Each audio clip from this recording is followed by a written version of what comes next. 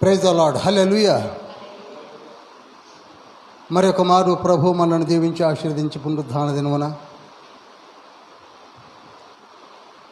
నహూము గ్రంథమును ధ్యానించడానికి వచ్చాం. ప్రపంచమంతా కలిసి ఉదయకాలము నుండి గంభీరమైన ఆరాధన జరిగించి ఉన్నారు. Really it's a very good day, auspicious day అంటూ ప్రపంచం మనకున్నది అంటే అది ఆదివారమే. ప్రభు దీవించిన పునరుద్ధాన శక్తితో కూడినటువంటి దినం. ఈ దినమున మనమందరము ఏ విధంగా రెండవ మారు సాయంకాల సమయంలో చల్లని చక్కటి వాతావరణంలో వర్షాభావం లేకుండగా తండ్రి నడిపించిన స్థితిని బట్టి మరొక మారు హల్లెలూయా తెలియజేస్తూ ప్రభువుని మహింపరుద్దాం. హల్లెలూయా, హల్లెలూయా. నహూము 34వ పుస్తకము,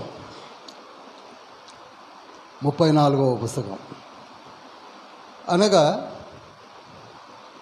ఇంకా 5 పుస్తకాలతో పాత నిబంధన మనం కంప్లీట్ చేసుకోబోతున్నాం. 39 బుక్స్ ఆర్ దేర్. 39 పుస్తకాలు మాత్రమే పాత నిబంధన గ్రంథములు అని చెప్పుకుంటున్న తరుణంలో మనం 34వ పుస్తకంలోనికి తండ్రి నడిపించాడు. ఆల్మోస్ట్ ఆల్ 2.5 years దగ్గరగా వచ్చాం.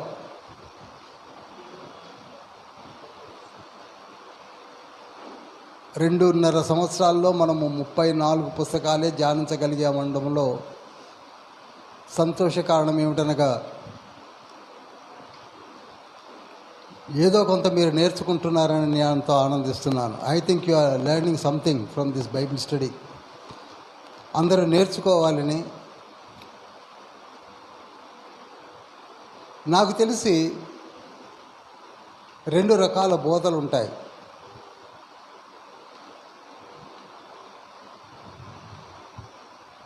ప్రపంచంలో 2 రకాల బోధలు ఉన్నాయి. ఒక రకమైన బోధ ఏమిటనగా it's not criticism, just I'm telling. పెద్ద ఇన్ఫర్మేషన్ ఏముండదు, ఏదో చెప్పుకుంటాం అయిపోయింది అనుకుంటాం. దాన్ని నాన్ ఇన్ఫర్మేటివ్ మెసేజ్ అంటారు.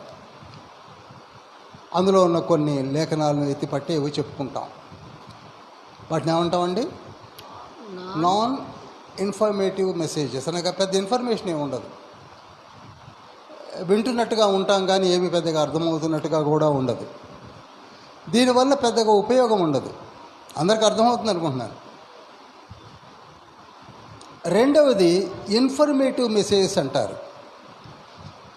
దీనిలో ఇన్ఫర్మేషన్ ఎక్కువగా ఉంటుంది, చాలా ఇన్ఫర్మేషన్ ఇస్తుంటారు. ఎంత ఇన్ఫర్మేషన్ కావాలో అంత ఇన్ఫర్మేషన్ ఇస్తారు. కానీ ఆ తర్వాత ఆ ఇన్ఫర్మేషన్ అనగా ఎక్కువ చెప్పటం వలన లేక తెలియచేయటం వలన అసలైన మూలములను వదిలివేసినట్లయితే అది కూడా పెద్దగా ఉపయోగపడదు. అర్థమైంది అనుకుంటున్నాను. అసలు మనం అందరము ఎందుకు ఈ జ్ఞానాన్ని నేర్చుకుంటున్నాము? Why we require this knowledge?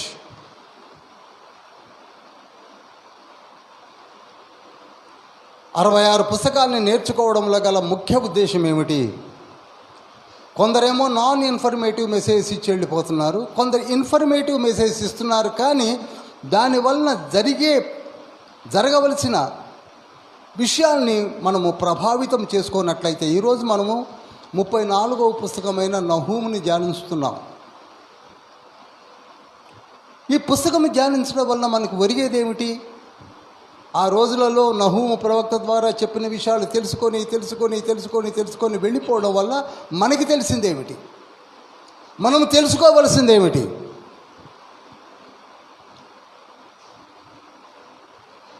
దేవుని యొక్క అల్టిమేట్ గోల్ ఏమిటంటే పరలోక రాజ్యము. 66 పుస్తకాల్లో ఏ పుస్తకం ధ్యానించినా మనం అందరం ఎక్కడికి వెళ్ళాలండి? పరలోక రాజ్యము. Hour ultimate goal is only eschatology. పరలోక రాజ్యము, పరలోక రాజ్యములోనికి వెలుడుకు కావలసిన మారు మనస్సు, పశ్చాత్తాపము, జీవిత విధానములో మార్పు. ఎన్ని పుస్తకాలు చదివినా, ఎన్ని గ్రంథాలు ధ్యానించినా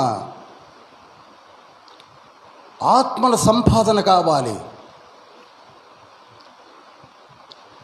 అందుకే యేసుక్రీస్తు ప్రభువారు 5 బుక్స్లో,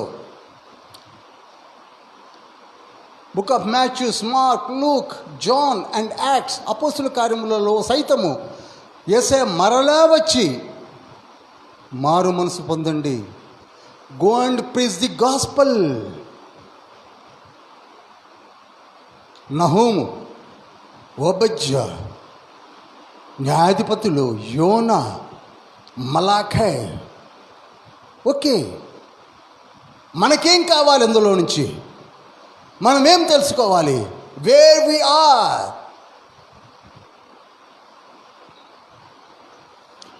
ఆ మెసేజెస్ని ఆలోచించగలిగిన ఇన్ఫర్మేషన్ వచ్చినట్లయితే that is best message in the sight of God. హల్లెలూయా, హల్లెలూయా. నేనైతే ఆ జ్ఞానం కొరకే తాపత్రయపడుతున్నాను. అందుకే యాకోబు కూడా ఎప్పటివాడండి?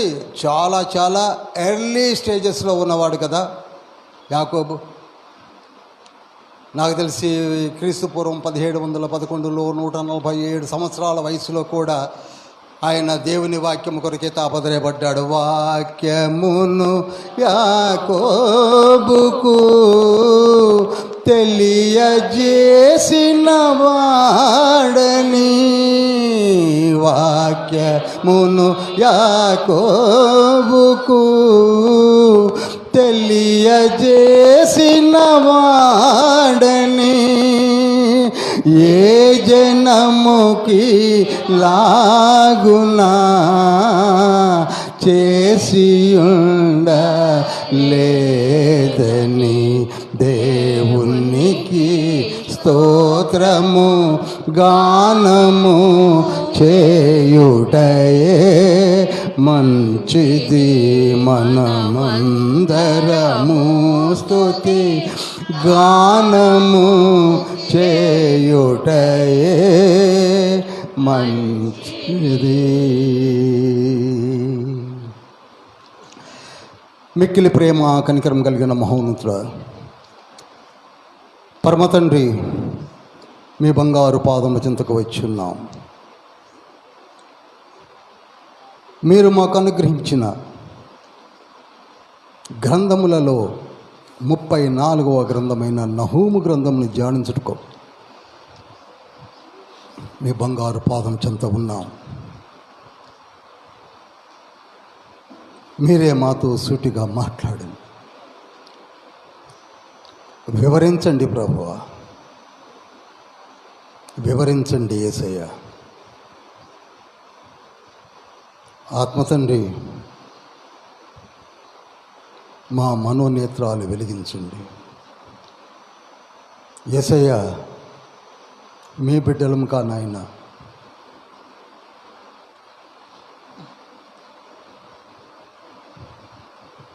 సరైన సక్రమమైన మార్గంలో నడిపించుటకు మీ తోడు నీడ మాకు కావాలి. పరలోకము నుండి మీరు దిగి వచ్చినది మమ్ములను పరలోకములోనికి నడిపించుట కొరకే అని 66 పుస్తకములు మీరు మాకు అనుగ్రహించినది, వాటిలో ఉన్న వివరణ తెలుసుకొని పరలోక రాజ్యములోనికి రావాలని, మీ కోరిక సఫలీకృతం కావాలంటే ఈ విషయాలన్నీ మీరు మాకు తెలియచెప్పమని, గ్రంథములోని ప్రతి విషయమును వివరణాత్మకముగా మాకు బోధించమని యేసయ్య పరిశుద్ధ నామములో అతి వినయంతో వేడుకుంటున్నాం పరమ తండ్రి. ఆమేన్, ఆమేన్. నేను మీకు అనేక మార్లు చెప్పాను, మరలా చెప్తున్నాను. 66 పుస్తకాలు 66 పువ్వులు వంటివి. ఒక తోటలో చక్కటి పూలను కోసి ఒక గంపలో వేస్తే ఆ పూలు చూడడానికి ఎంత ముచ్చటగా సువాసన భరితంగా ఉంటాయో, వాటిని ఒక దండగా కూర్చినప్పుడు ఎంత వైభవంగా కనపడుతుందో, ఆ విధంగా 66 పుస్తకాలు చక్కటి పూల వలె కనపడుతూ ఉన్నాయి. వాటిని ఒక మాలగా కట్టాలి, లేక ఒక దండగా కట్టాలి అంటే ఒక మంచి థ్రెడ్ కావాలి, దారం కావాలి. ఆ దారమే స్కార్లెట్ థ్రెడ్ అంటాను నేను. చెప్పండి, అదేమిటండి? Scarlet thread. బంగారు పూతతో, రక్తవర్ణమైన పూతతో 66 పుస్తకాలను ఒక దండగా మలిచి మన చేతికి అందిస్తే వాటిలో కొన్ని మనము మంచివని, కొన్ని మనకి పనికిరావని, కొన్ని అందులో వేస్ట్ బ్రదర్ అని, కొన్ని చదవలసిన అవసరం లేదని, కొన్ని పూలు మనకు అక్కర్లేదని అనుకుంటూ ఉన్నాము. అది అవివేకం. Each book is much more important. Each book is having its own fragrance. ప్రతి పుస్తకములో ఆ సువాసన భరితమైన మర్మయుక్తమైన మాటలు తండ్రి మనకిస్తున్నాడు. నాట్ ఓన్లీ దట్, అది ఒక భాగం. అయితే రెండవ భాగం ఏమిటనగా, ఆదికాండము మొదలుపెట్టి మలాకీ గ్రంథము దగ్గరకు వచ్చేసరికి ఎన్ని పుస్తకాలు అయితే అండి? 39 బుక్స్. ఈ 39 పుస్తకాలు ఒక పెయింట్ వేయడం వంటిది, ఒక బొమ్మను, ఒక చిత్రమును గీయడం వంటిది. మనమందరము కూడా ఆదికాండము నుండి ఎన్నో పుస్తకం దాకా వచ్చాము? 34వ పుస్తకం దాకా వచ్చాము. అనగా ఇంకొక 5 పుస్తకాల్లో పెయింట్ కంప్లీట్ అయిపోతుంది, బొమ్మ పూర్తి అయిపోతుంది. ఇంతకీ ఆ బొమ్మ ఎవరో తెలుసా? Yesayya. If you complete that picture, సక్రమంగా నువ్వు వెయ్యాలి అంటే 39 పుస్తకాలను నువ్వు చదవాల్సిందే. లేకపోతే ఆ బొమ్మ యొక్క రూపం ప్రాపర్గా కనపడదు. కొందరు చూడండి, కొన్ని పుస్తకాలు వదిలేస్తారు, స్కిప్, లేవి నాకు అర్థం కాదు, దీని వృత్తాంతాలు అబ్బే వేస్ట్ అండి, రాజుల మూతలకాయ నెప్పండి, పరమగీతాలు అర్థం కాదండి. బొమ్మ కంప్లీట్ కాదు. 39 పుస్తకాలను నీవు బొమ్మగా గీయగలిగితే అప్పుడు కనపడేది యేసుక్రీస్తు ప్రభువుల వారు. అప్పుడు నీకు 27 పుస్తకాలు అర్థమవుతాయి. If you won't complete 39 books, your efforts are in vain. అందుకు ఇంత కష్టపడుతున్నాం, అందుకు ఇంత కష్టపడాల్సి వస్తుంది. We have to know the subject. Subject తెలియకుండా ఏమి చేయలేం. చాలామందికి డౌట్ కూడా ఉంది, ఎందుకంటే ఈ సబ్జెక్టు ఎందుకు? మరలా చెప్తున్నాను, ఎందుకనగా you have to draw a picture of Jesus. హల్లెలూయా. 39 పుస్తకాలు ఎప్పుడైతే కంప్లీట్ చేశావో నీకు యేసయ్య ఎవరో దాదాపుగా తెలిసిపోతుంది. ఆ తర్వాత యేసయ్యను ప్రత్యక్షంగా చూడడం అనేది 27 పుస్తకాలతో ఆరంభమై మనతో మాట్లాడటం కూడా జరుగుతుంది. యేసయ్య మనతో మాట్లాడబోతున్నాడు. కొత్త నిబంధన అంటే ఏంటి? యేసయ్య మనతో మాట్లాడడానికి మార్గాన్ని సుముఖము చేసిన గ్రంథాలవి. ఇప్పుడు నహూము గ్రంథాన్ని తీస్తున్నాను నేను. దయచేసి మన క్రూ మెంబర్స్ కూడా పెట్టారు, ప్రతిసారి పుస్తకాన్ని చదువుకొని రండి. 3 అధ్యాయాలు అనుకుంటా, 3 అధ్యాయాలు కూడా చదవనోళ్ళు ఉన్నారు. చదువుకోకుండా వచ్చి వింటే ఏమర్థమవుతుంది? కనుక దయచేసి చదవండి. చదువుట వలన బ్లెస్సింగ్స్ వస్తాయని అనేక మార్లు మేము చెప్తూనే ఉన్నాము. బైబిల్ చదివితే వచ్చేది ఆశీర్వాద ఫలాలు. అనేక మార్లు చెప్పాను. Read well, read well, read well. సరే, నహూము గ్రంథాన్ని క్రీస్తు పూర్వము 632లో రాయడం జరిగింది. 632 as per the latest statistics ప్రకారంగా 632. ద ప్లేస్ ఆఫ్ రైటింగ్ పాలస్తీనా ప్రాంతంలో నుంచి రాయడం జరిగింది.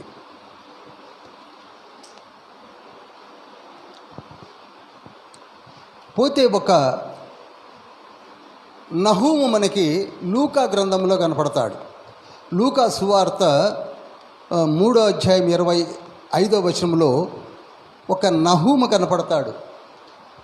మరియ తల్లి యొక్క జీనియాలజీలో కనపడతాడు. ఎక్కడ కనపడతాడండి? మరియ తల్లి యొక్క జీనియాలజీలో కనపడతాడు. కానీ ఆ నహూమికి ఈ నహూమికి సంబంధము లేదు. రాసుకున్నారనుకుంటున్నాను. 3:25 లూక్ 3:25లో ఒక నహూము కనపడతాడు. ఆ నహూమికి ఈ నహూమికి సంబంధము లేదు.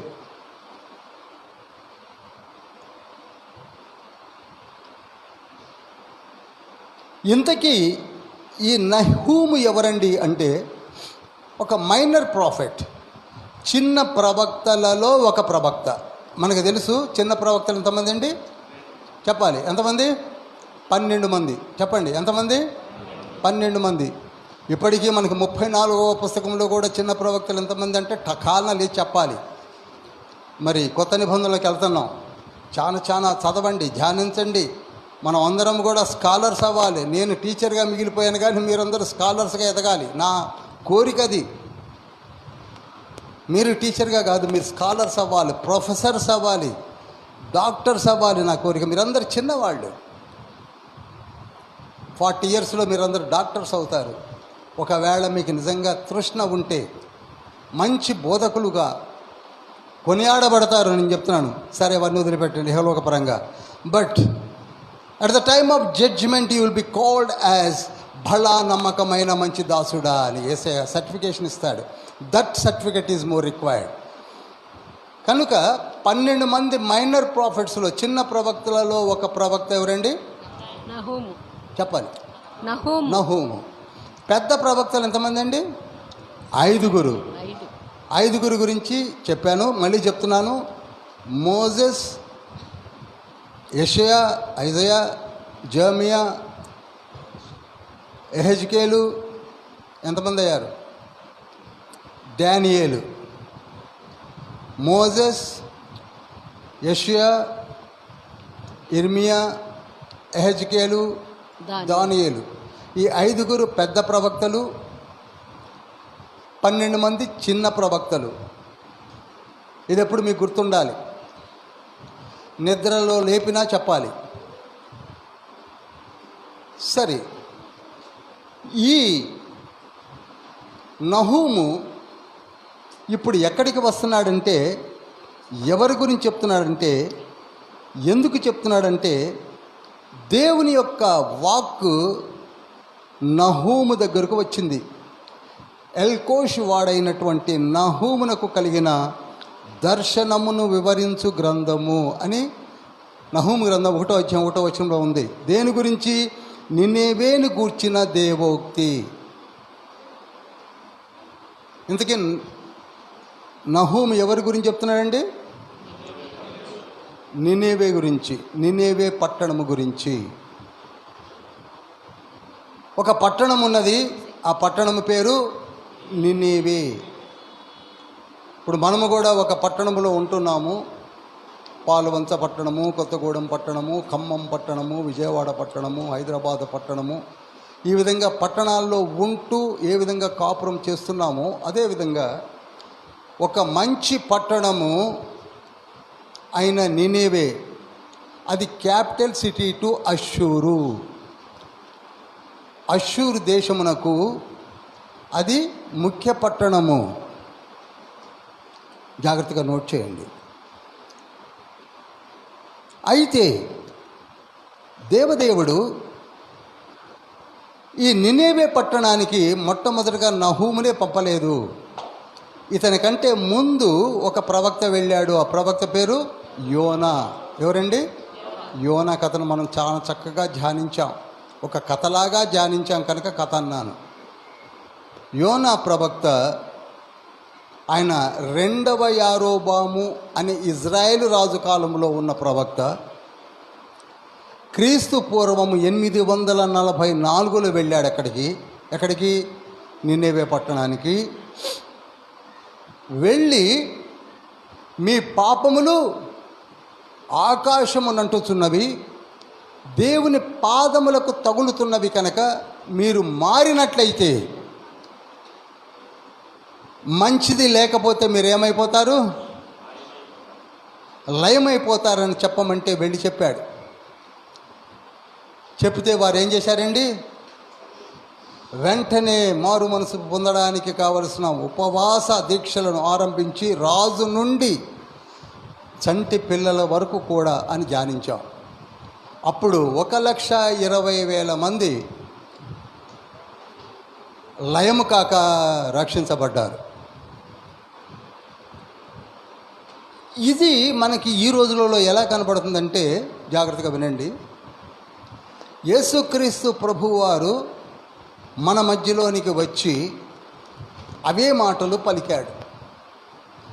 మీ పాప కార్యములు, పాపభరితమైన జీవితము పరలోకమునకు తాకుతున్నవి కనుకనే నేను రావలసి వచ్చింది, మారు మనసు పొందండి అని లవ్ అండ్ కంపాషన్తో, ప్రేమ కనికరములతో అనౌన్స్ చేసిన స్థితే అలనాడు యోనా రూపములో అక్కడ ప్రకటించాడు. వారు మారు మనసు పలకాలని అందరు, వారు మారు మనసు పొందారు, రక్షించబడ్డారు. మరి మనము కూడా మారు మనసు పొందాము, మనము కూడా రక్షించబడ్డాము. అయితే కొద్ది సంవత్సరాలకే నహూము గ్రంథము అనగా 632లో లిఖితమైన గ్రంథము, 844లో నుంచి 632 తీసివేస్తే ఎంత వస్తుందండి? 212 సంవత్సరాలకే మరల వంకరైపోయింది.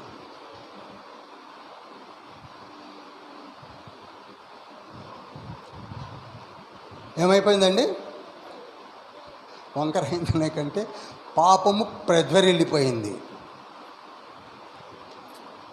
844 - 632 = 212 పాపస్థితిలోనికి కూరుకుపోయారు. ఇప్పుడు మన స్థితి కూడా అలానే ఉంది కదా. దాదాపు 2000 సంవత్సరాలు యేసుక్రీస్తు ప్రభువారు వచ్చి వెళ్ళిపోయిన తర్వాత ఇంకా మారు మనసు పొందినటువంటి వ్యక్తులు పరిశుద్ధాలయములలో అనేకులు ఉన్నారు. వస్తారు వెళతారు. దేనికి? ఎందుకు పొందలేకపోతున్నారు? ఈ ప్రశ్న 66 పుస్తకాల్లో ప్రతి పుస్తకంలో తండ్రి వేస్తున్నాడు. మీకు ఏం కష్టమైంది? మీకేం తక్కువ చేస్తున్నాను అని చెప్పడానికి మళ్ళీ నహూమును పంపించాడు. ఒకవేళ మీరు మారారా, ఎందుకు ఇలా తయారయ్యారు,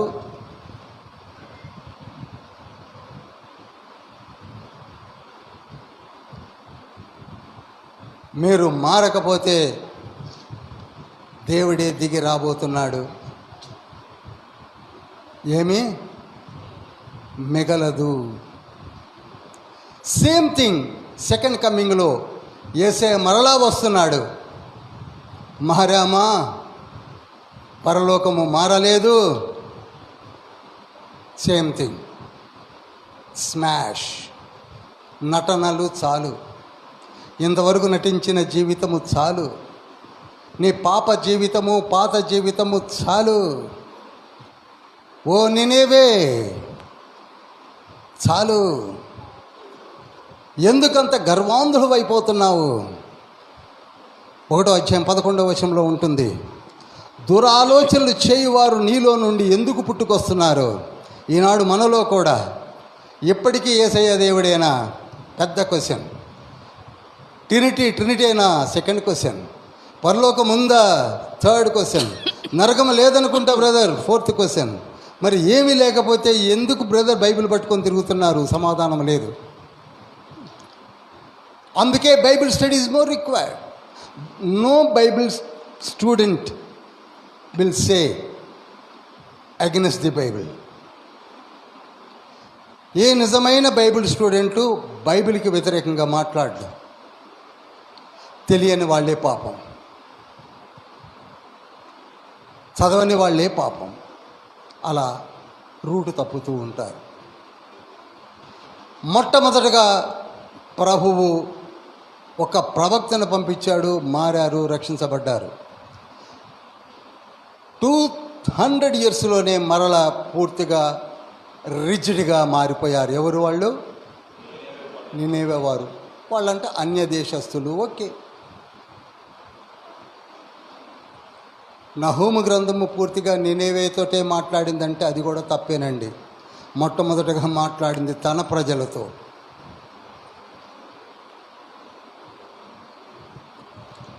మీకా గ్రంథములో కూడా తన ప్రజలతోనే మాట్లాడాడు, మీకా ప్రవక్త ద్వారా.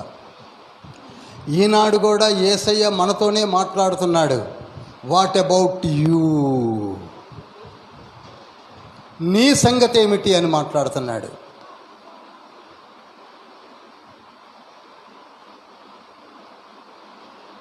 పదకొండు వచ్చిన చదువుతున్నాను.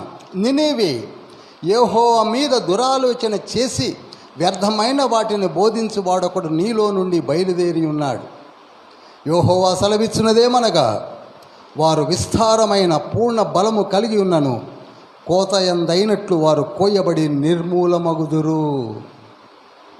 నేను మరలా చెప్తున్నాను, forget about the things which you have been given by the God.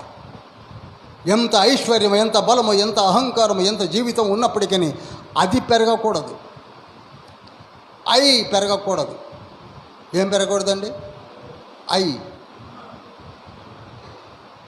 నేను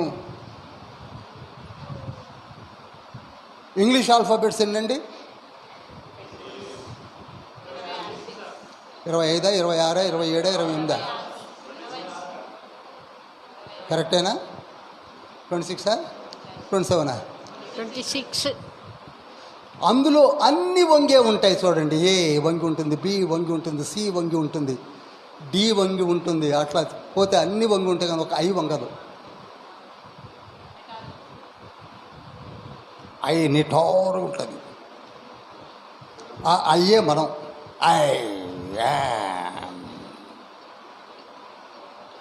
అందుకే తన ఐ మీద ఒక గుద్దు గుద్దామంటున్నాడు. ఐను కొడితే ఏమవుతుంది? సి అయిద్ది. ఐను వత్తండి, ఐను గట్టిగా ఒత్తితే ఏమైంది? సి అయిద్ది. సి అంటే క్రైస్ట్ దగ్గరికి వస్తుంది. హల్లెలూయా. నీ ఐను వంచు. ఎంతసేపు నేను, నా కుటుంబము, నా హోదా, నా నా నా నేనే గొప్ప గొప్ప గొప్ప. అందరూ right from bottom to higher level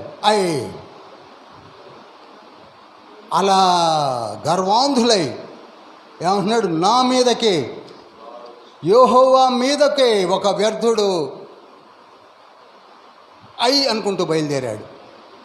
ఇవన్నీ జాగ్రత్తపోతున్నాం ఇప్పుడు మనం. నేను మిమ్మల్ని ఒక ప్రశ్న వేస్తాను.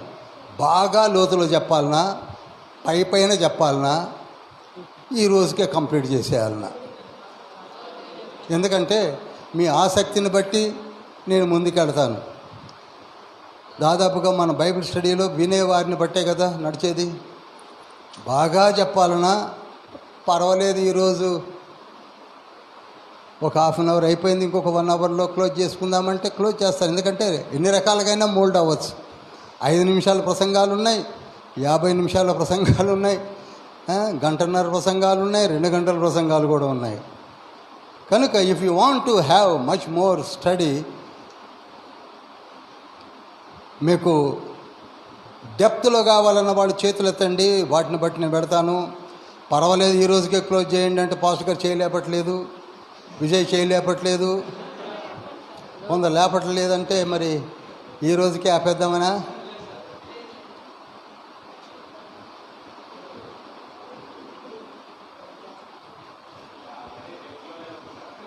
లేదు, ఇంకా డెప్త్లోకి వెళ్ళాలనుకుంటే ఇంకా డెప్త్లోకి వెళదాం. రకరకాలైన డెప్త్స్ ఉన్నాయి.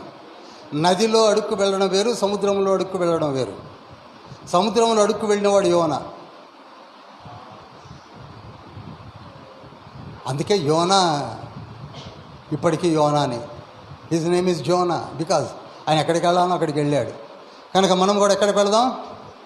Depth అడుగుదాకా వెళ్ళి ఆణిముత్యాలను తెచ్చుకుందాం. ఇంతకీ నహూము ఎవరి గురించి చెప్తున్నాడు? నినెవే పట్టణం నినెవే. గురించి. మనము ఈ నినెవే గురించి చదవాలి, తెలుసుకోవాలంటే అసలు ఈ పట్టణం ఎక్కడుందో తెలుసుకోవాలి ముందు. అందుకు ఇంత కష్టపడి పాస్టర్ సురేష్ గారు, పాస్టర్ రవి గారు నిన్నటి నుంచి వాళ్ళు ఫోన్ కాన్వర్జేషన్లో ఏర్పాటు చేసి మన ఎదురుగా పెట్టడం జరిగింది. ఎందుకంటే వితౌట్ నోయింగ్, ఇప్పుడు పాల్వంచ ఎక్కడో తెలియకుండా నేను బైబిల్ స్టడీ ఎలా కండక్ట్ చేయగలను? నినేవే ఎక్కడుందో తెలియకుండా మనమేం చదవగలము? మనమేం ధ్యానించగలము? ఇంతకీ నినేవే గురించి తెలుసుకోవాలంటే నినేవే ఎక్కడుందో తెలుసుకోవాలి. నినేవే అష్షూరు రాజ్యమునకు లేక దేశమునకు ముఖ్య పట్టణమని మనం ధ్యానించాం. ఇప్పుడు మన బైబిల్ వెనక దాదాపుగా కొన్ని మ్యాప్స్ ఉన్నాయి. అవి 1, 2, 3, 4 లాగా ఉంటాయి. దానిలో 3వ పటాన్ని అందరూ ఓపెన్ చేస్తారా?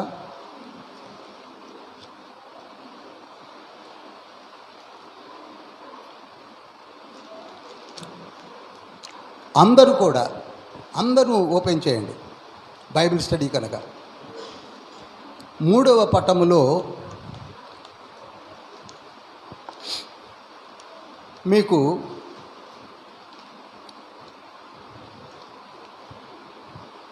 తీశారా అందరూ? కింద నుంచి యూదయ కనపడుతుంది చూడండి. యూదయ కనపడ్డది అన్నప్పుడు చేయి పైకి లేపండి అంతే. ఎస్, యూదయ పైనే యెరూషలేము కనపడ్డది. ఈ యెరూషలేమే యూదయకు క్యాపిటల్. యూదయ దేశమునకు క్యాపిటల్ ఏంటండి? యెరూషలేము. ఆ పైన సమరయ కనపడుతుంది, నంబర్ 2. ఆ పైనే ఉంది సమరయ కనపడుతుంది. ఈ సమరయనే షోమ్రోను అని పిలుస్తారు. ఇది ఇజ్రాయెల్ దేశమునకు క్యాపిటల్. కనపడదండి సమరయ? రైట్. కనపడకపోతే చూసిన దాకా నేను వెయిట్ చేస్తాను. సమరయ మారు పేరు షోమ్రోను. ఇది దేనికి క్యాపిటల్ అండి? ఇజ్రాయెల్ దేశమునకు క్యాపిటల్. మరి యూదయ దేశమునకు క్యాపిటల్ ఏంటండి? యెరూషలేము. ఇంకా పైకి వెళితే కొరాజీను పైన గలిలియా కనపడుతుంది. గలిలియా కనపడదండి? గలిలియా కనపడింది. గలిలియా కనపడింది.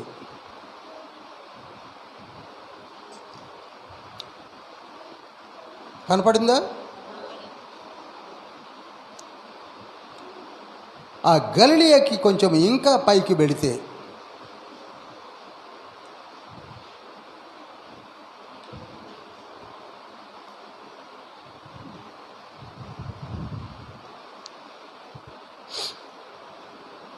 ఎందుకనగా ఈ మ్యాప్ ఇక్కడ లేదు కనుక నేను ఇక్కడికి వస్తున్నాను. ఇప్పుడు చూడండి, యెరూషలేం కనపడుతుంది, యూదయకి క్యాపిటల్. ఆ తర్వాత కొంచెం పైకి వస్తే మనకి సమరయ కనపడింది. ఆ తర్వాత ఇంకా కొంచెం పైకి వెళితే ఏం కనపడుతుంది? ఏం కనపడుతుందండి? గలిలియా కనపడింది. ఇంతవరకు అర్థమైంది కదా? ఇక్కడ లేదు కనుక నేను చెప్తున్నాను. Be careful, be careful, be careful. ఈ 3 దేశాల పైన ఇలా వెళితే, ఇలా పైకి వెళితే ఆరాము దేశము అని కనపడుతుంది. ఆరాము దేశము అనగా సిరియా. ఏంటండి? అక్కడ రాసుకోవచ్చు మీరు. ఈ సిరియాకి క్యాపిటలే ఎవరు చెప్పగలరా? దమస్కు. దమస్కు. మళ్ళీ చెప్తాను. యూదయ, సమరయ, గలిలయ, అరాము దేశం అనగా సిరియా. సిరియా. సిరియా నుంచి కొంచెం పైకెళితే అష్షూరు.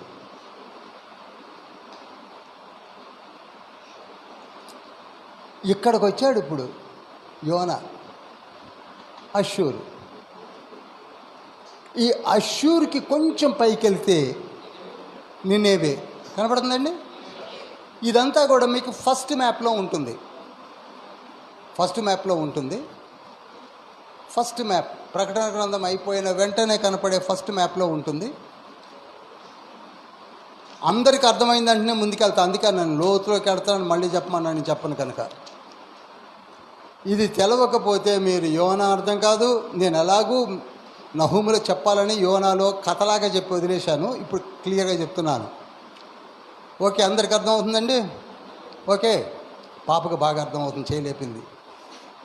రంజిత, గాడ్ బ్లెస్ యూ అమ్మ. ఈ అష్షూర్కి పైన ఏముంది? నినేవే. ఈ నినేవే అష్షూర్నకు క్యాపిటల్ అయింది, ముఖ్య పట్టణం అయింది. మనకు ముఖ్య పట్టణము హైదరాబాద్ అంటాం కదా. తెలంగాణకి ముఖ్య పట్టణం హైదరాబాద్, భారతదేశానికి ముఖ్య పట్టణం ఢిల్లీ అని. అలా అష్షూర్కి ముఖ్య పట్టణము నినేవే. వీరు ఈ విధంగా దేశాలుగా ఏర్పడి జీవిస్తున్నారు. ఇంకా కొంచెము పైకి వెళితే, నినేవేకి పైకి వెళితే ఇక్కడ కనపడుతుంది అందరికీ అరారాతు కొండలు కనపడుతున్నాయి. ఈ అరారాతు కొండల దగ్గరనే నోవాహు ఓడ వచ్చి ఆగింది. ఆదికాండంలో మనం ధ్యానించాం. అరారాతు కొండల దగ్గరకు వచ్చి ఎవరు ఓడ ఆగింది? ఆ ఓడలో ఉన్నది 8 మంది. ఎంతమంది అండి? 8 మంది. తత్మ వాళ్ళందరూ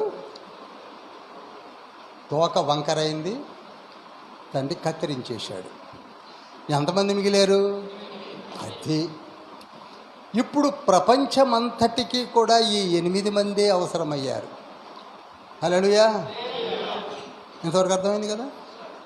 there is no person on the earthly planet other than 8 persons. ఈ 8 మంది బయటకు వచ్చారు. ఇది కూడా 7వ నెల, ఏతానీము నెల లేక తిస్రీ నెల అంటారు. 7వ నెలలోనే 17వ తారీఖున వీళ్ళు బయట దిగారు. అక్కడ ఆగాక ఎందుకో 7వ నెల గురించి తర్వాత ఎప్పుడో పండగల్లో చెప్తాను. ఓకే, లేవికాండం 23వ అధ్యాయం చదవాల్సి ఉంటుంది. సరే, వీళ్ళు బయటకు వచ్చేసరికి నోవాహు భార్య, 3 మగపిల్లలు, షేము, హ్యాము, యాపెతు వాడి భార్యలు దిగారు. అయితే మనం బైబిల్ చదువుతున్నప్పుడు షేము, హ్యాము, యాపెత్ అనేసరికి షేము పెద్దవాడు, హ్యామ్ రెండోవాడు, యాపెత్ చిన్నవాడు అనుకుంటాం. తప్పు. మళ్ళీ చెప్తున్నాను, నోట్ చేయండి. యాపెత్ పెద్దవాడు, షేము రెండోవాడు, హ్యాము మూడోవాడు. మళ్ళీ చెప్తున్నాను, యాపెత్ పెద్దవాడు, షేము రెండోవాడు, హ్యాము. రాసుకున్నారా? మళ్ళీ అడుగుతానండి. అసలు పాస్టర్ గారు చెప్పాలి, ఒక చిన్న క్విజ్ పెట్టాలి. మనం 3 నెలలకు ఒకసారి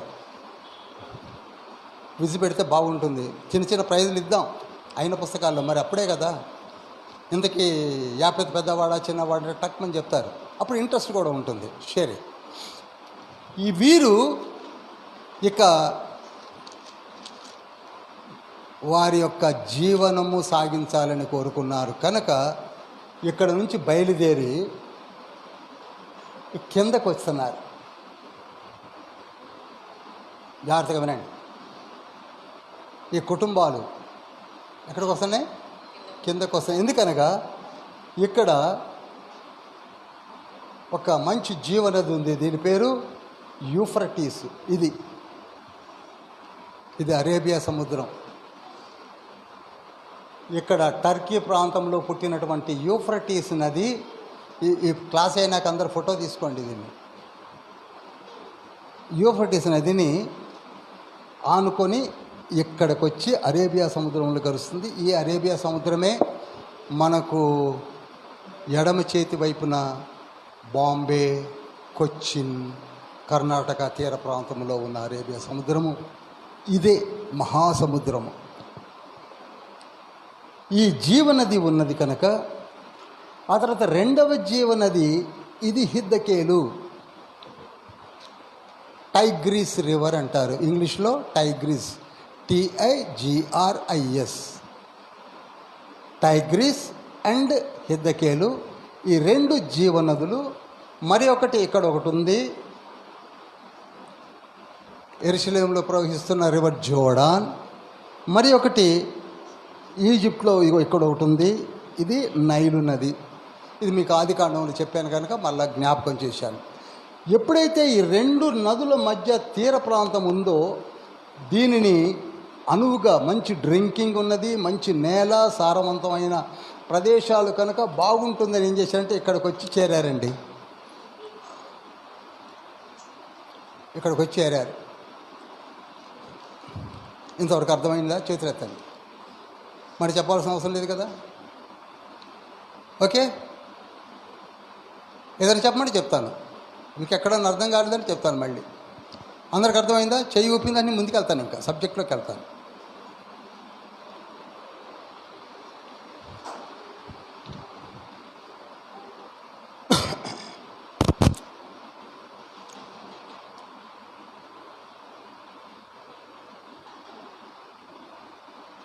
చెక్ చేస్తూ ఉండండి, కట్ కాకుండా. ఎందుకంటే ఇంపార్టెంట్ అయిన బుక్, తర్వాత మన సంఘం చూడడానికి కూడా వీలుగా ఉంటుంది. ఈ ముగ్గురు కొడుకులు ఎవరెవరు చెప్పండి? ముగ్గురు కొడుకుల పేర్లు యాపెతు, షేము, హాము. Very good. ముగ్గురులో పెద్దవాడైనటువంటి యాపెతు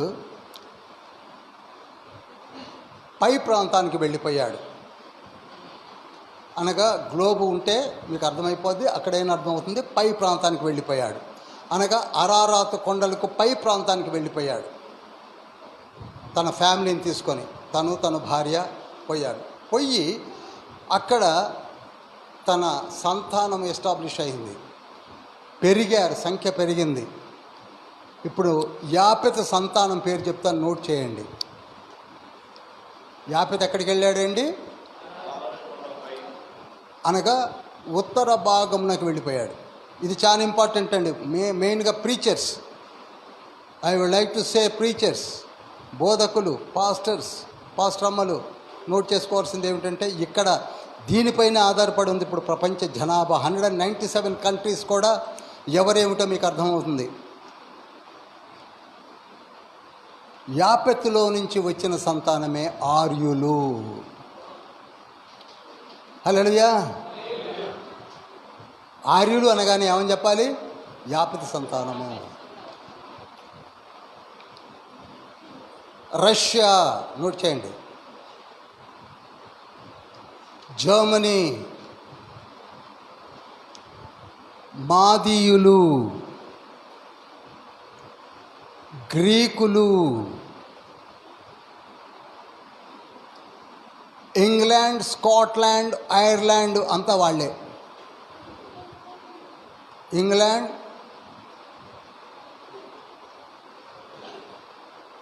స్కాట్లాండ్ అండ్ ఐర్లాండ్.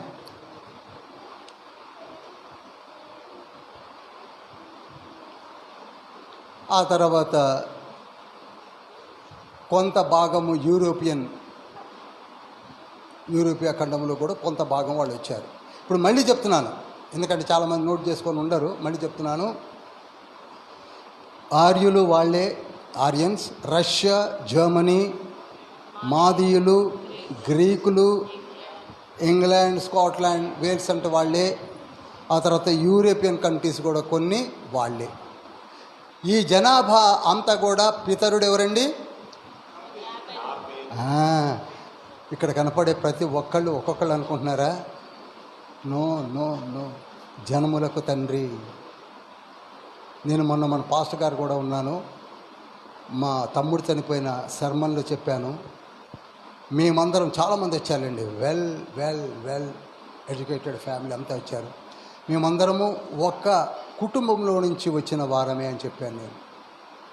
ఇప్పుడు మీ ఇంట్లో ఫంక్షన్ జరిగినప్పుడు వచ్చే వాళ్ళందరూ కూడా ఒక వృక్షపు కాయలే వస్తాయి, ఒక పాదు నుండే వస్తారు. మీరందరూ ఒకళ్ళు అనుకుంటున్నారు, నో, మీరంతా జనములకు తండ్రి, ఒక యాపత్ ఇంతమందికి తండ్రి. హల్లెలూయా. ఆ తర్వాత షేము నోట్ చేయండి.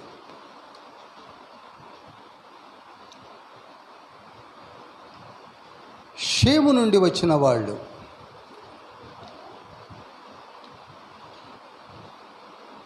ఏలామీయులు.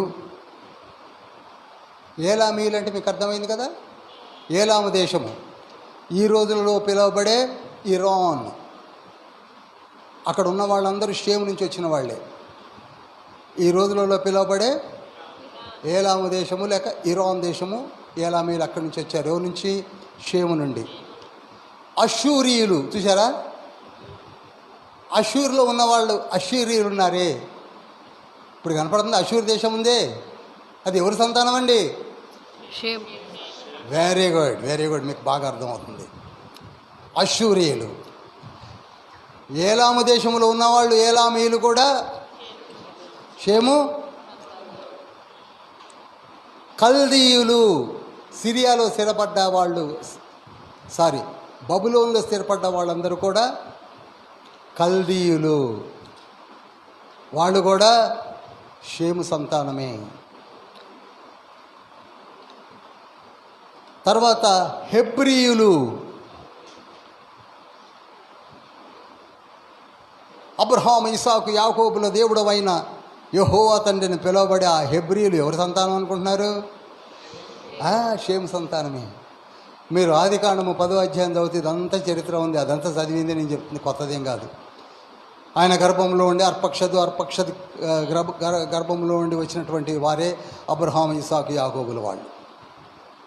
కనుక షేము సంతానములో నుండి వచ్చిన వారే ఎవరండి? హెబ్రీయులు. ఆ తర్వాత అరామీయులు. ఇందాక అరాము దేశం కనపడిందా? అరామీయులు అనగా సిరియనులు, వాళ్ళని అరామీయులు. అందుకే అరామిక్ లాంగ్వేజ్ ఏన్షియంట్ లాంగ్వేజ్ అని మనం చదువుతూ ఉంటాం. ఈ హెబ్రీ భాష లాంటి భాషనే అరామిక్ లాంగ్వేజ్ కూడా లింగ్విస్టిక్స్లో మనకి దొరుకుతాయి.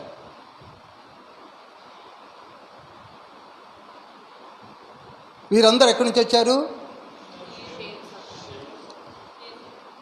షేమ్లో నుంచి. మీకు ఒక విషయం చెప్తాను. ఇంతకీ అషూరు పట్టణాన్ని కట్టింది ఎవరో తెలుసా? ఎవరు చెప్తా చూడండి. అబ్రహాము షారాని వివాహమాడి ఇద్దరు బిడ్డల్ని, ఒక హగర్తోటి, ఇంకోరు షారాకి ఎవరిని కన్నాడు? ఇస్సాకుని కన్నాడు. అంతవరకు తెలుసు.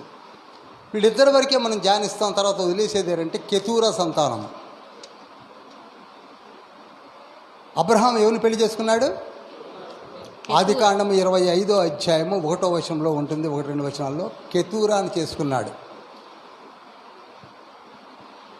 ఈ కెతూరాకు 6 పుట్టారు. ఎంతమంది అండి? 6.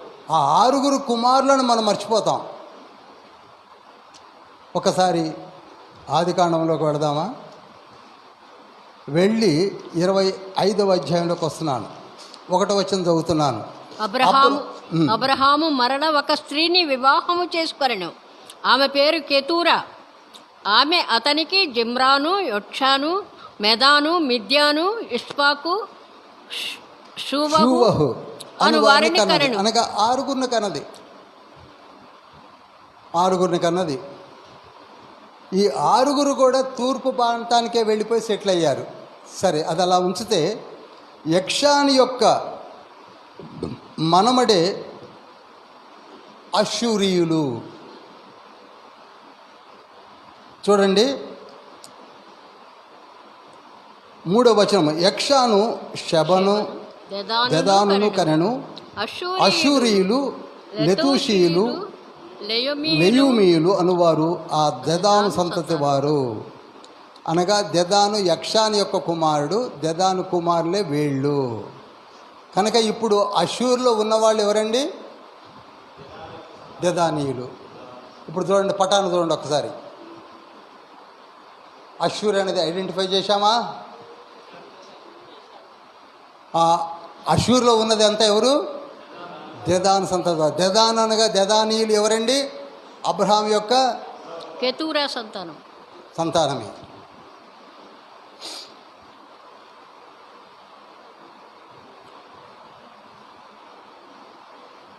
సరే, మరి మూడవ వాడిని పేరేం పేరు నోవాహుకి?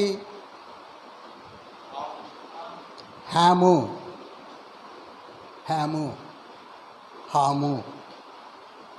ఇతను చిన్నవాడు. ఇతడు శపితమైన వాడని కూడా చెప్పవచ్చు, ఎందుకంటే నోవాహు కోపం వచ్చి శపించాడు. ఆ స్టోరీకి నేను వెళ్ళను. అతని యొక్క సంతానం ఎక్కడ స్థిరపడ్డారంటే ఈజిప్ట్. నోట్ చేయండి, నెంబర్ 1. ఈజిప్ట్ నిండా నిండింది వీళ్ళే. ఎవరు? హాము సంతానం. మీరు అంటుంటే నాకు ఇన్స్పిరేషన్ వద్దాను, అంతకంటే లేదు. హాము సంతానం. తర్వాత ఇథియోపియా.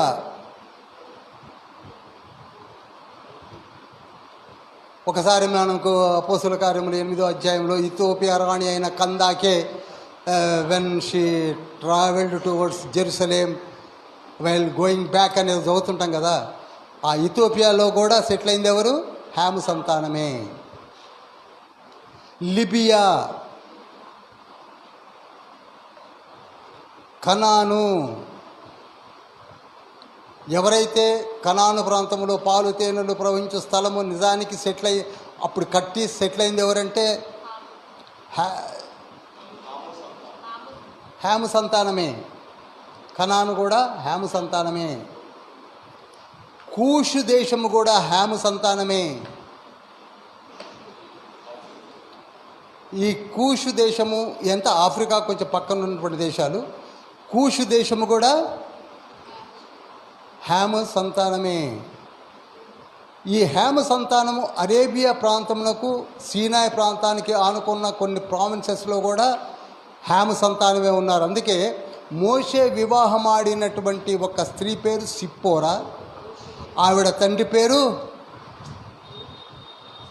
ఇత్రో, రవూయేలు,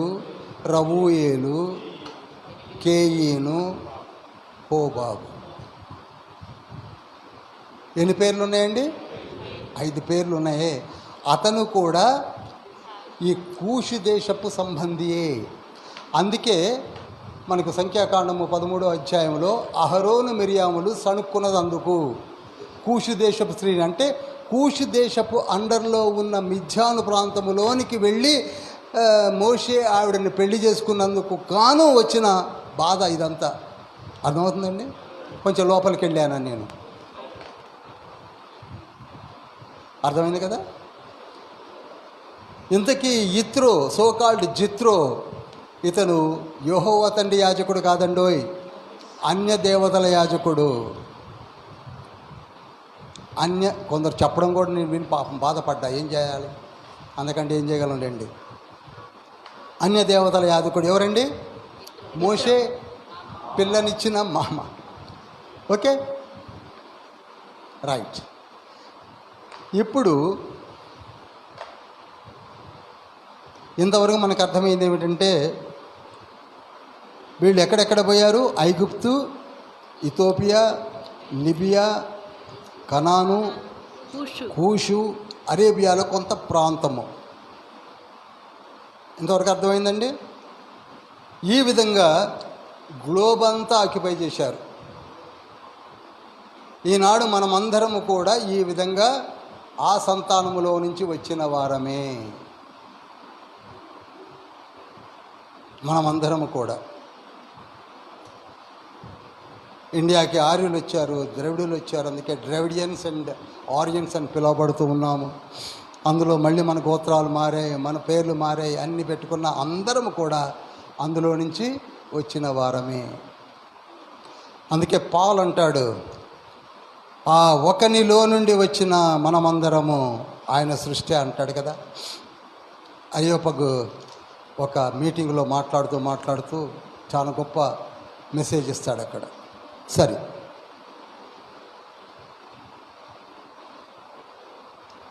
ఇంతవరకు బాగానే ఉంది. ఆ తర్వాత ఈ హ్యామ్లో నుండి ఆదికాండము 10వ అధ్యాయం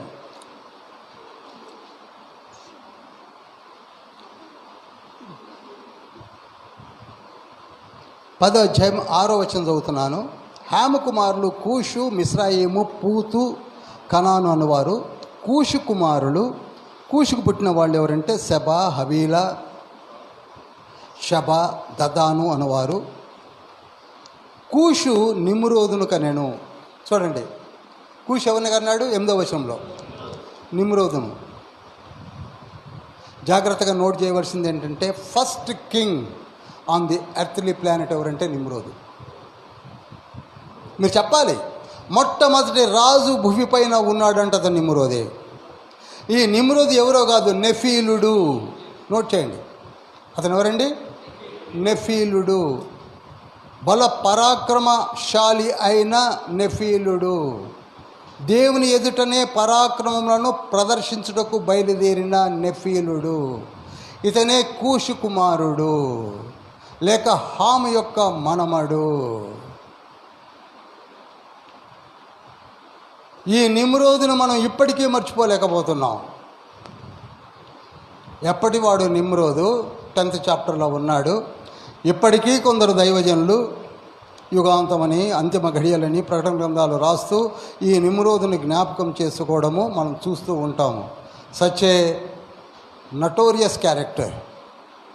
ఎవరండి? నిమ్రోదు. చెప్పరేమండి? నిమ్రోదు మామూలుడు కాదు, ఒక నెఫీలుడు. చూడండి 9వ వచనం చదువుతాం. అతడు యెహోవా ఎదుట పరాక్రమ గల వేటగాడు కాబట్టి యెహోవా ఎదుట పరాక్రమము గల వేటగాడైన నిమ్రోదు వలె అను లోకోక్తి గలదు. అతను కట్టిన ఏంటంటే షీనారు దేశములోని బాబేలు అనగా బబులోను, ఎరకు, అక్కదు, కల్నే అనే పట్టణములు అతని రాజ్యమునకు మొదలు. ఆ దేశము నుండి అష్షూరుకు బయలుదేరి వెళ్ళి నినేవేను, రహోబోతీరును, కాలాహును, నినివేకును కాలాహునుకును మధ్య చదవండి మేడం, మొత్తం నాతో దయవిస్తున్నారు. చదవండి, కంటిన్యూ ఇట్. నినివేకును కాలాహునుకు మధ్య ఉన్న రెస్సనుకు కట్టించెను అతనే. ఇదే ఆ మహాపట్టణమైన మిస్రాయిము, లూదీయులను, అనామీయులను, లెహాబీయులను, నఫ్తుహీయులను, పత్రుసీయులను, కస్లూహీయులను. కస్లూహీయులు ఎవరో కాదండి, ఫిలిస్తీయులే. ఈ కస్లూహీయులు, ఫిలిస్తీయులు ఒక రేసు నుంచి వచ్చిన వాళ్ళే. మీరు లోతులోనికి వెళ్ళి ఇంకా మీరు ప్రొఫెసర్ క్యాడర్లోకి వెళ్ళినప్పుడు ధ్యానించవలసిన ఐటమ్స్ ఇవన్నీ. ఇప్పుడు ఇంత అవసరం లేదు. నిమ్రోదు కట్టిన వాటిలో ఒకటి కనపడుతుంది, అదేమిటండి? అష్షూరు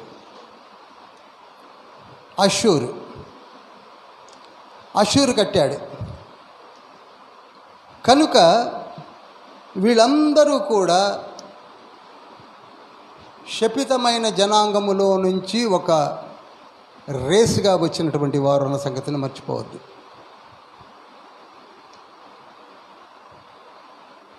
ఎక్కువగా వీళ్ళు ఎక్కడ సెటిల్ అయ్యారనగా నినేవే ప్రాంతం గురించి మనం ధ్యానిస్తున్నాం కనుక హెద్దకేలు, యూఫ్రటీస్ నదుల మధ్యలో ఆ ట్రయాంగిల్ షేప్లో ఉన్న చక్కటి సారవంతమైన భూమిలో సెటిల్ అయ్యారు. దాని పేరే అష్షూరు దేశము. దానిపైనే ఉన్నది నినేవే. ఇంతవరకు అర్థమైన వాళ్ళు చేయలేపి హల్లెలూయా అని చెప్పడం మంచిది. ప్రైజ్ ద లార్డ్, హల్లెలూయా. ఇదండి నినేవే గురించిన వివరణ. ఇప్పుడు ఈ ఉపోద్ఘాతంలో నుండి సబ్జెక్ట్లోకి వెళ్తున్నాను. 1/2 అవర్ టైం ఉంది నాకు.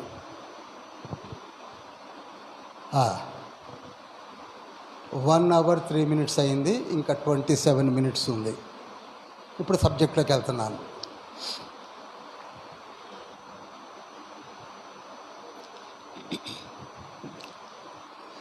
దేవదేవుని యొక్క మహాకృప చొప్పున మన వలనే విస్తరించినటువంటి జనాంగమంతా కూడా ఈ విధంగా ఈ పైన ఉన్నటువంటి రష్యా ప్రాంతము, ఇటు పక్కన ఉన్నటువంటి Australia, China, India, Sri Lanka, Pakistan, Afghanistan, Kazakhstan, UAE, ఈ కింద ఉన్నటువంటి ఈజిప్టు ప్రాంతము, ఇటు పక్కన ఉన్నటువంటి యూరోపియన్ కంట్రీస్, ఇటు పైన ఉన్నటువంటి ఇంగ్లాండ్, స్కాట్లాండ్, వేల్స్, ఇవన్నీ, ఇటు పక్కన అమెరికా, ఇది మహాసముద్రము, ఇదంతా స్ప్రెడ్ అయిపోయారు. అక్కడే అంటే పాల్ఫోన్స్లో కూడా మనం ఉన్నాం. అంతా మనమే, ఎక్కడ చూడు మనమే. తండ్రి ఎంతో సంతోషించారు, మీరు ఫలించి అభివృద్ధి చెంది విస్తరించి భూమిని నిండించమన్నది కరెక్ట్గా జరిగిందని. పోతే ఇక తండ్రి ఒక జనాంగాన్ని ఏర్పరచుకున్నాడు. ఆ జనాంగమే అబ్రహాం, ఇస్సాకు, యాకోబుల. ఎందుకంటే ఎక్కువ చెప్పదలుచుకోలేదు. వీరు ఎక్కడికి వచ్చి సెటిల్ అయ్యారు. యెరూషలేము ఈ ప్రాంతము, ఇదిగో హెబ్రోను. ఈ హెబ్రోనులోనే కింగ్ డేవిడ్ 7 సంవత్సరాలు రాజ్య పరిపాలన చేశాడు. 33 years ఏమో ఎంటైర్ దేశానికి రాజుగా ఉన్నాడు. హెబ్రోన్లో 7 సంవత్సరాలు యూదులకు రాజుగా ఉన్నారు. వెరసి 40 సంవత్సరాలు రాజుగా ఉన్నాడు. కనుక ఇదిగో హెబ్రోను, యెరూషలేము, ఈ ప్రాంతము యూదులకు తండ్రి ఒక రాజ్యంగా ఇచ్చాడు. అర్థమైంది కదండి. ఈ పై ప్రాంతము, దీనికి పై ప్రాంతము పటాల్లో మీకు చూస్తే అర్థమైపోద్ది. పై ప్రాంతము ఇజ్రాయేలీ యొక్క రాజ్యముగా ఇచ్చాడు. ఏమండి, ఇజ్రాయేల్ యొక్క రాజ్యంగా ఇచ్చాడు. అందుకే పై ప్రాంతమును ఉత్తర దేశమని, దీనిని దక్షిణ దేశమని పిలుస్తున్నారు. ఉత్తర దేశంలో 10 గోత్రముల వాళ్ళు ఉన్నారు. ఎంత అండి? 10 గోత్రముల వాళ్ళు ఉన్నారు. ఈ ఉత్తర దేశానికి క్యాపిటల్ ఏమిటంటే షోమ్రోను. షోమ్రోను కట్టించింది ఓమ్రి అనే రాజు. షమర్ అనే వ్యక్తి దగ్గర కొని కట్టించాడు. యెరూషలేములో 2 గోత్రాలు ఉన్నాయి. ఒకటి బెన్యామీయుడు, 2 యూదయ. నేను మీకాలో అని చెప్పినట్టు గుర్తు, పెద్ద కథే చెప్పాను కదా, వై బెంజమిన్ ఇస్ రిక్వైర్డ్ అని. బెన్యామీ, యూదా కలిసి ఉన్నది యెరూషలేము ప్రాంతము. పైన ఉత్తర దేశం ఎవరు చెప్పండి? ఉత్తర దేశం ఇజ్రాయెల్ దేశము, 10 గోత్రములు. దక్షిణ దేశము 2 గోత్రాలు ఎవరెవరండి? వెరీ గుడ్, బెన్యామీలు, యూదులు. ఈ 2 భాగాలుగా విడిపోవడానికి ముఖ్యమైన కారకుడు ఎవరనగా రెహబాము. రెహబాము ఎవరో కాదు, సొలొమోను యొక్క కొడుకు. సొలొమోను తర్వాత రాజ్యానికి వచ్చిన రెహబాము ఒక చేతగాని వానిగా మిగిలిపోయినప్పుడు తండ్రి ఏం చేశాడంటే 2 భాగాలుగా విడగొట్టాడు. అది 997లో. నోట్ చేయండి. ఎప్పుడండి? 997 క్రీస్తు పూర్వములో 2 భాగాలేని. అంతకుముందు ఒకటే భాగము. ఫస్ట్ కింగ్ ఎవరు? రెండవ రాజు దావీదు. మూడవ రాజు సొలొమోను, కింగ్ సోలమన్. ఆ తర్వాత ఏమైపోయినాయి? 2 భాగాలు అయిపోయినాయి. పై భాగము ఉత్తర ఇజ్రాయెల్ దేశము లేక ఉత్తర రాజ్యము, కింద భాగము దక్షిణ యూదయ లేక దక్షిణ రాజ్యము. బెన్యామీలు, యూదులు కలిసి ఉన్నారు. ఇంతవరకు అర్థమైందండి? ఓకే. అయితే 2 రాజ్యాలు ఏర్పడ్డాయి. 997లో ఏర్పడ్డాయి. ఉత్తర రాజ్యానికి 19 మంది రాజులు ఉన్నారు. ఎంతమంది అండి? 19 మంది రాజులు. దేనికి? ఉత్తర రాజ్యం. మరి దక్షిణ రాజ్యానికి 20 మంది రాజులు ఉన్నారు. అందులో ఒక రాణి కూడా ఉంది, ఆవిడ పేరు అతల్య. ఉత్తర దేశానికి ఎంతమంది? దక్షిణ దేశానికి ఎంతమంది? 20. ఇది మీరు కలలో అంటున్నాను, నిద్రలో కూడా మర్చిపోకూడదు. గబాన్ లేపిన చెప్పచ్చు 19-20 అని. దాని మీదనే ఆధారపడింది చివరి దాకా కూడా. ప్రకటన గ్రంథము 21వ అధ్యాయము 12వ వచనంలో ఆ గుమ్మములకు 12 గోత్రముల పేర్లు ఉన్నాయన్నాడు కదండి. ఆ 12 గోత్రాలు ఎవరు? పైన 10 కింద 2. చివరి దాకా నడుస్తుందండి.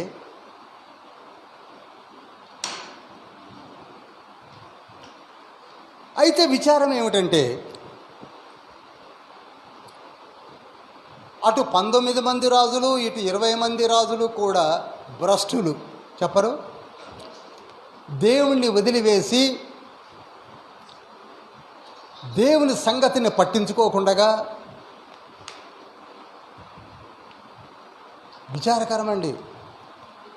వాళ్ళ సంగతి అంత భ్రష్టులు అనుకుంటున్నాం మనం, అదే బాపతి.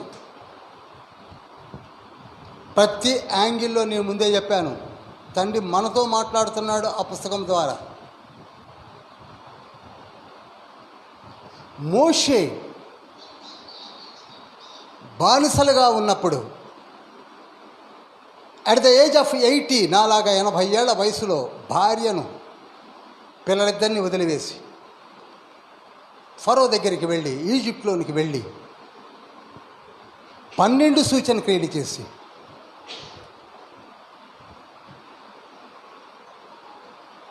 పాలుతేనెలు ప్రవహించు స్థలానికి 40 సంవత్సరాలు నడిపించాడు. 40 సంవత్సరాలు. ఎన్ని సంవత్సరాలండి? మర్చిపోయారు. మాకు మోషే ఎవడో మాకు తెలియదంట. నిర్మకాండ 32వ అధ్యాయంలో మోషే ఎవరో తెలియదట. ఎక్కడికి వెళ్ళిపోతున్నాం చెప్పండి? ఏం ఆలోచిస్తున్నామో చెప్పండి?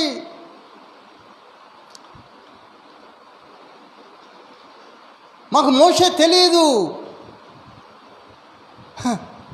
జీవితాన్నే ఇక్కడ మనలో కూడా చూడండి, ఒక చర్చిని ఎస్టాబ్లిష్ చేసి, ఇందులో పెద్దలు చాలామంది ఉన్నారు, ఎస్టాబ్లిష్ చేసి అహర్నిశలు చర్చి గురించి ఆలోచిస్తూ ఇంత చక్కగా తీర్చిదిద్ది,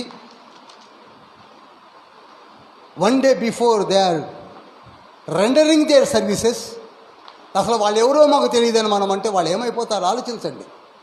ఆయమనండి, వాళ్ళు పిచ్చి పట్టింది, వాళ్ళు ఏదో చేసుకుంటున్నారు. అదా చెప్పండి? చిన్న పని.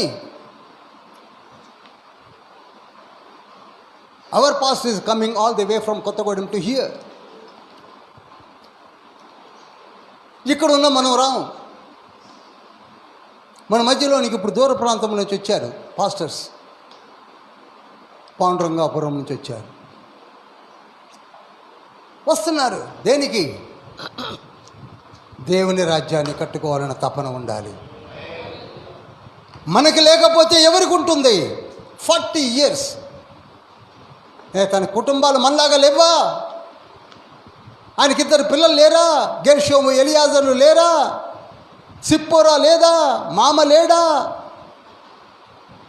బంధువులు లేరా? ఆయన ఎవరో మాకు తెలియదు అంటున్నారు ఇప్పుడు. ఆ తర్వాత యెహోషువ 20 సంవత్సరాలు రైట్ ఫ్రమ్ ఈజిప్ట్ నుంచి పాలుతేనెలు ప్రవహించు స్థలం వరకు 60 సంవత్సరాలు మోషే వెనక తిరిగి, తర్వాత నాయకత్వమును తీసుకొని 20 సంవత్సరాలు వీరిని నడిపించిన యెహోషువను మర్చిపోయారు. ఆయనతో అంటున్నారు, ఏమనేమో మాట్లాడితే నువ్వు యెహోవా తండ్రి అంటున్నావు, కానీ మేము మాత్రం దేవతలకే మొక్కుతాం.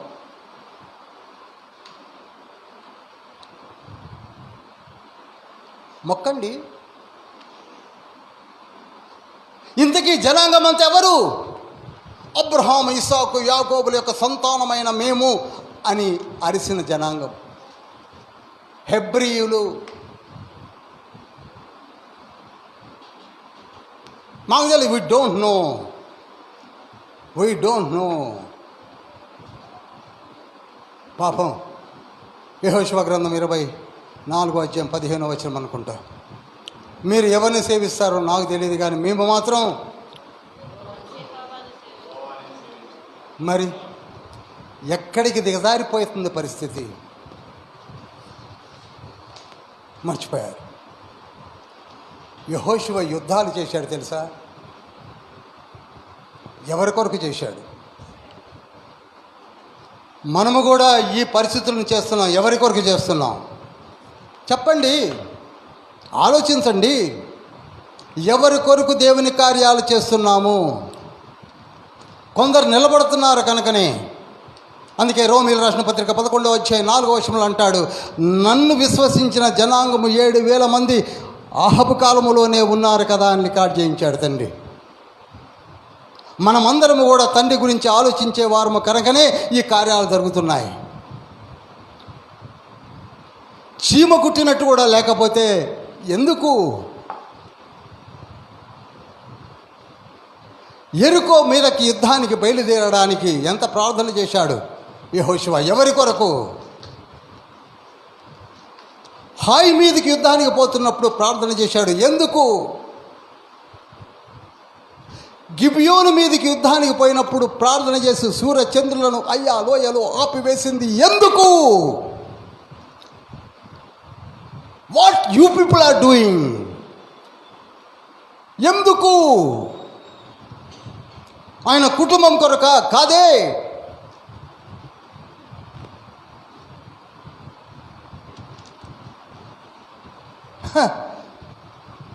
కేవలం పాటలు పాడుకోవడానికి ఆయన ప్రార్థించగా సూర్యుడాగాడు, చంద్రుడాగాడు. దాని మీద పెద్ద డిబేటు. ఒక రోజు అంటే బ్రదర్ 24 అవర్సా? ఆ డే ఉన్నదా పోయిందా? ఇది మనకు కావాలి. ఆ డే ఉన్నదా? మనం మాత్రం చేయం. మన జ్ఞానం ఎక్కడికో వెళుతుంది.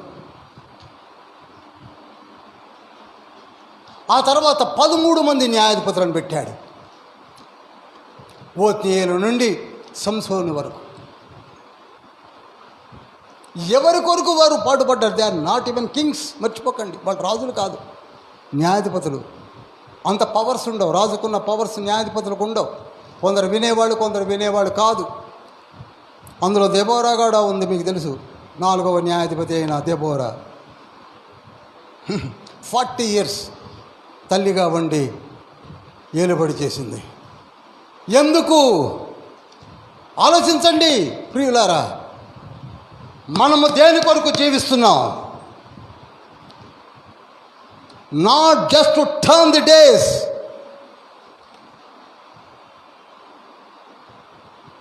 One day we will stand before the judgement. ఇది రిజిస్టర్ చేసుకోండి. నేను మొన్న కూడా అదే చెప్పాను ఒక మీటింగులో.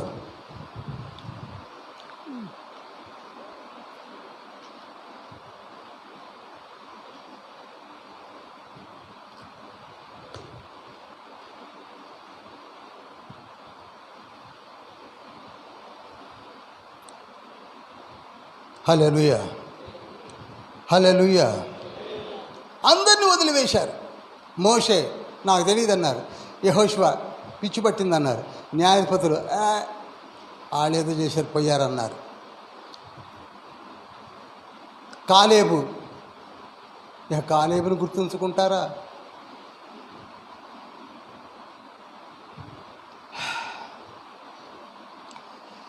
దేవదేవుడైన యెహోవా తండ్రిని, ఎల్షద్దాయిని, ఎల్యాన్ని, యెహోవా జీరే, జైరే, యెహోవా ఈరే, యెహోవా షాబోత్, యెహోవా షాలోం అనే తండ్రిని పేర్లు పెట్టుకున్నారు, కానీ విడిచిపెట్టి పారేశారు.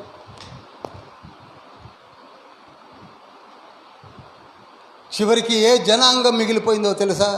ఒకసారి న్యాయాధిపతుల గ్రంథము దయచేసి తీయండి అందరూ. 2వ అధ్యాయం 10వ వచనం చదవండి.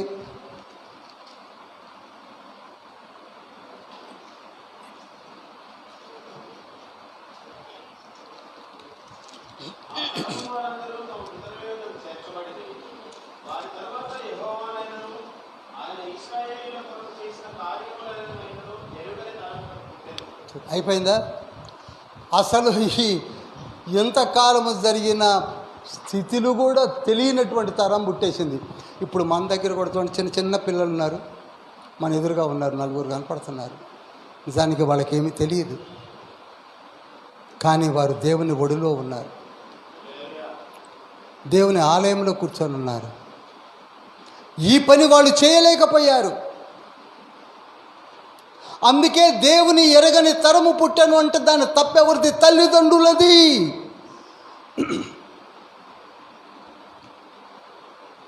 రెస్పాన్సిబిలిటీ అనేది ఎవరి మీద ఉండాలి? తల్లిదండ్రులది. బిడ్డలను చూడండి, కూర్చోబెట్టి రాసుకుంటున్నారు వాళ్ళు. అసలు యెహోవా తండ్రి ఎవరో తెలియనటువంటి తరం వచ్చేసిందట. ఆ తరమే ఈ తరం, ఆ తరమే ఈనాడు తరం. యేసయ్య నా బ్రదర్, యేసయ్య విన్నాం బ్రదర్, జీసస్ కదా, జిజ్జి అంటాం. ఇది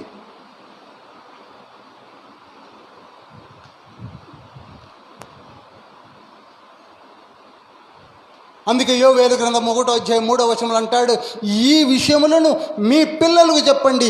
ఆ పిల్లలకు చెప్తారు, ఆ పిల్లలు వారి పిల్లలు జనరేషన్స్ చెప్పుకుంటూ పోతారు. అప్పుడు తెలుస్తుంది who is God of almighty, his most incarnation of high God, who is him, lord Jesus.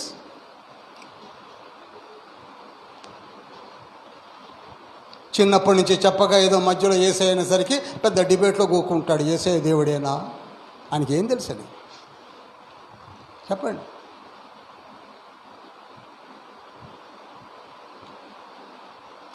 అటువంటి తరుణములోనే ఈ రాజ్యాలు, ప్రస్తుతానికి ఉత్తర దేశపు రాజ్యం గురించి చెప్తున్నాను, హాయిగా 19 మంది రాజులు రాజరికాన్ని అనుభవిస్తూ ఇంటింటికి ఒక దేవతను పెట్టుకున్నారు. ఊరికి కాదు. నేను రామగుండంలో పనిచేసినప్పుడు ఇంటింటా దేవతలు ఉండేవాళ్ళు. నేను చూసేవాడిని. ఒక చిన్న గుట్టి కట్టి దేవత అనేవాళ్ళు. సరే, I don't want to give much more explanation about those things. అలా వీళ్ళు కూడా, ఎవరు? ఇశ్రాయేలీలు వారి ఇంటింటా ఒక దేవతను పెట్టారు.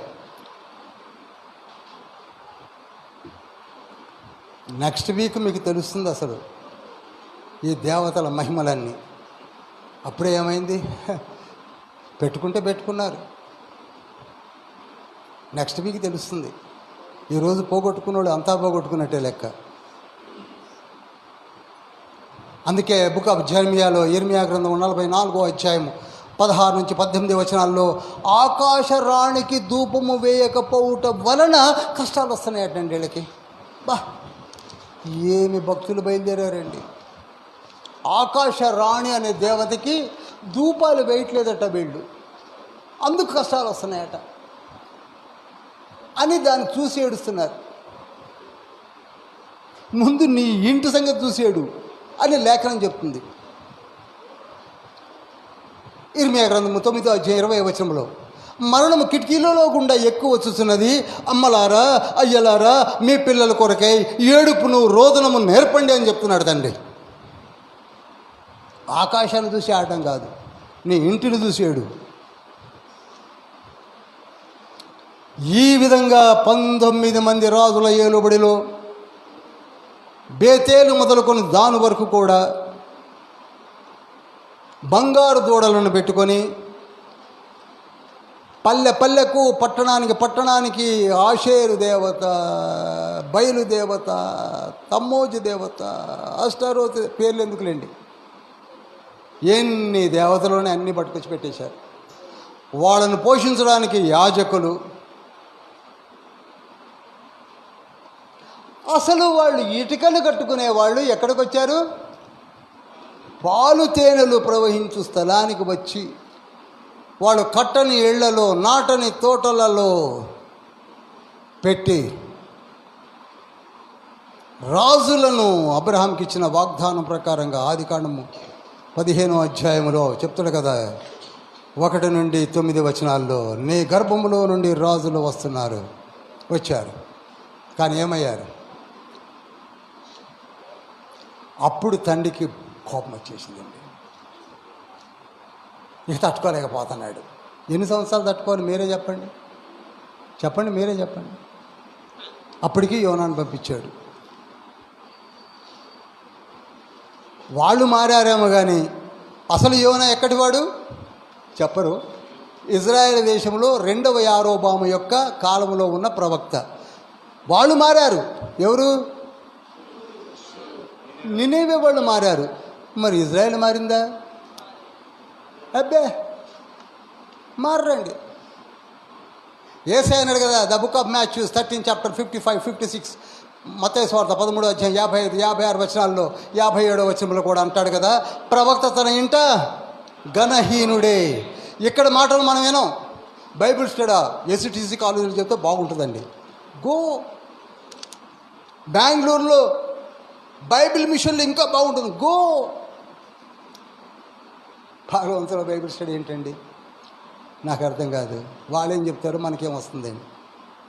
అది దేవుని వాక్యము దొరకని స్థితిలోనికి వెళ్ళిపోతున్నా కానీ మనలో చలనం రావడం లేదు. రియల్లీ నేను చాలా బాధపడుతూ ఉంటాను. వీటన్నిటిని చదువుతూ ఎవరు చెప్పాలి ప్రభు అని యెషయా అన్నట్టుగానే ఉంటుంది. ఇంకా కడుపు నిండా చాలా కట్ అవుతున్నాయి. మొత్తం చెప్తూ పోతే ఇక్కడనే 3-4 ఎపిసోడ్స్ అవుతాయి నాకు.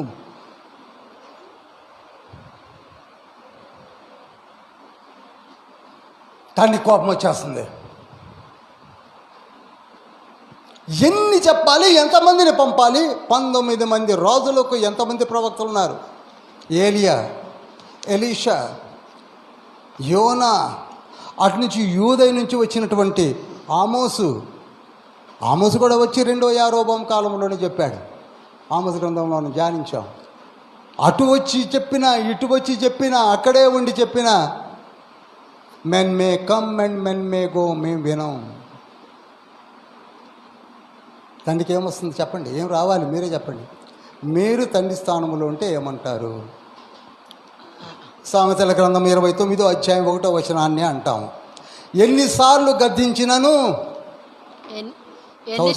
గద్దించినను లోబడని వాడు మరి తిరుగు లేకుండా హఠాత్తుగా నాశనమగును. అదే జరగబోతుందండి ప్రియులారా. తండ్రి కోపం వచ్చేసింది. తండ్రి కోపం వచ్చేసిందనే కంటే వస్తుంది. How much long rope has to be given to us are you people? లిమిటేషనే లేదు మనకి. మీకు తెలుసా, కొందరు స్టూడెంట్స్ ఏప్రిల్లో కడతారు, ఫెయిల్ అవుతారు. అక్టోబర్లోనో సెప్టెంబర్లో కడతారు, ఫెయిల్ అవుతారు. మళ్ళీ ఏప్రిల్, మళ్ళీ సెప్టెంబర్, మళ్ళీ ఏప్రిల్, మళ్ళీ సెప్టెంబర్. ఇక 7 సంవత్సరాలు 8 సంవత్సరాలు అయిన తర్వాత ఇక నేను పాస్ కానని చెప్పేసి తాపీ పట్టుకొని తాపీ మేస దగ్గర చేరతారు. అలా ఉన్నారు. ఎవరు? ఇజ్రాయేలీలు, యూదులు. అక్క ఇజ్రాయేలీ ఓహోలా, చెల్లి యూదయ ఓహోలిబ్బా. నెక్స్ట్ వీక్ చెప్తాను, టైం అయిపోయింది చూస్తున్నాను. I'm having only 3 minutes time. ప్రియులారా, తండ్రికి ఏమొచ్చిందండి ఇప్పుడు? చెప్పరేమండి? వారి మీద కాదు, మన మీద కూడా. 33 పుస్తకాలు కంప్లీట్ చేశారు, కానీ మళ్ళీ మూలపాఠంలోనే కూర్చున్నాం. ఒక పాస్టర్ అట ప్రతి వారం ఒకే మెసేజ్ ఇస్తున్నాడట. ప్రతి వారం అదే మెసేజ్. ఆ విన్నవాళ్ళు కూడా అరే భలే అద్భుతంగా అంటే వీళ్ళు 1 వీక్లో మర్చిపోతున్నారు. అంటే ఏం మెసేజ్ ఇస్తున్నాడంటే, అక్క నువ్వు రాలేదు కానీ అక్క రాలేదు, కానీ అక్కకి సంధి కలిపి నువ్వు రాలేదు కానీ అక్క, ఏ మెసేజే అక్క. ఈరోజు పాస్టర్ గారు చెప్పారక్క, పోయిన వారం కూడా అదే కదమ్మా చెప్పిందని ఎవరు అంటే, నాకు అంత గుర్తులేదే అంటుంది. అంత అలవోకగా వింటాం మనం.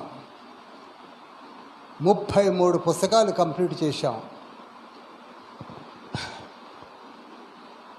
మన పాపలని ఒక స్కూల్లో 70,000 ఫీజు కట్టి జాయిన్ చేసి సంవత్సరం అంతా గడిచిన తర్వాత అమ్మా నీకు ఏబిసిడీలు వచ్చా అంటే అవి ఎట్లుంటాయని అడిగిందట. మళ్ళీ ఆ స్కూల్కి పంపిస్తామా? అట్నే ఉంది కదా బైబిల్ స్టడీ కూడా. అది కాండము, నిర్గమ కాండము, లేవి కాండము, సంఖ్యాకాండము, అబ్బో అద్భుతమైన పుస్తకాలు ధ్యానించాం. మళ్ళీ మొదలు పెడితే మళ్ళీ వింటారండి. మళ్ళీ ఆది కాండం నుంచి అనే అనౌన్స్మెంట్ రవి గారు, మరి ప్రభుదాస్ గారు, సురేష్ గారు, కాటయ్య బాబు గారు అనౌన్స్ చేస్తే మళ్ళీ వస్తారు. మళ్ళీ మొదలవుతుందట పదా అని.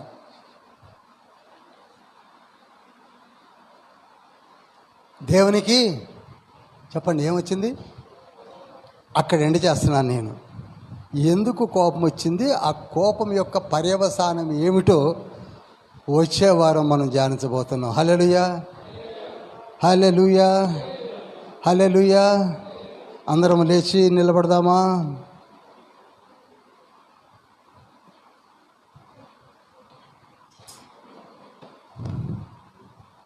అందరం లేచి నిలబడదాం.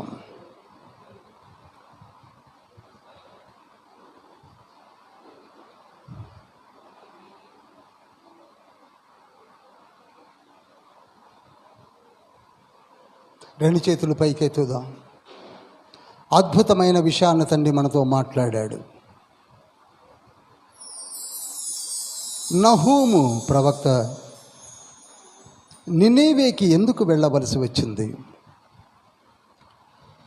అలనాడు వారితో మాట్లాడిన ప్రతి మాట నేడు మన హృదయంలో విత్తింపజేసి మనతోనే మాట్లాడుతున్నాడు పరిశుద్ధాత్మ తండ్రి. యేసయ్య మనతో మాట్లాడాడు. ధన్యులము. నిజమే, అలనాడు వారు, ఈనాడు మనము అదే స్థితిలో ఉన్నాము. ఎందరో ప్రవక్తలు వచ్చారు, వెళ్ళారు, కానీ మోషే మొదలుకొని ప్రవక్తలను పంపించినప్పటికీ మారనటువంటి స్థితి. ఈనాడు మన మధ్యలో కూడా ఎందరో బోధకులు ప్రతి వారము వచ్చి బోధిస్తూ మారు మనసు సంబంధమైన విషయాలు చెబుతున్నప్పుడు చలనం లేకుండా జీవిస్తున్నామేమో. మీ హృదయాన్ని మీరు అడగండి. మీ హృదయాన్నే మీరు అడగండి. మీ హృదయముతో మీరు మాట్లాడండి. మీ బంధువర్గముతో మీరు మాట్లాడండి.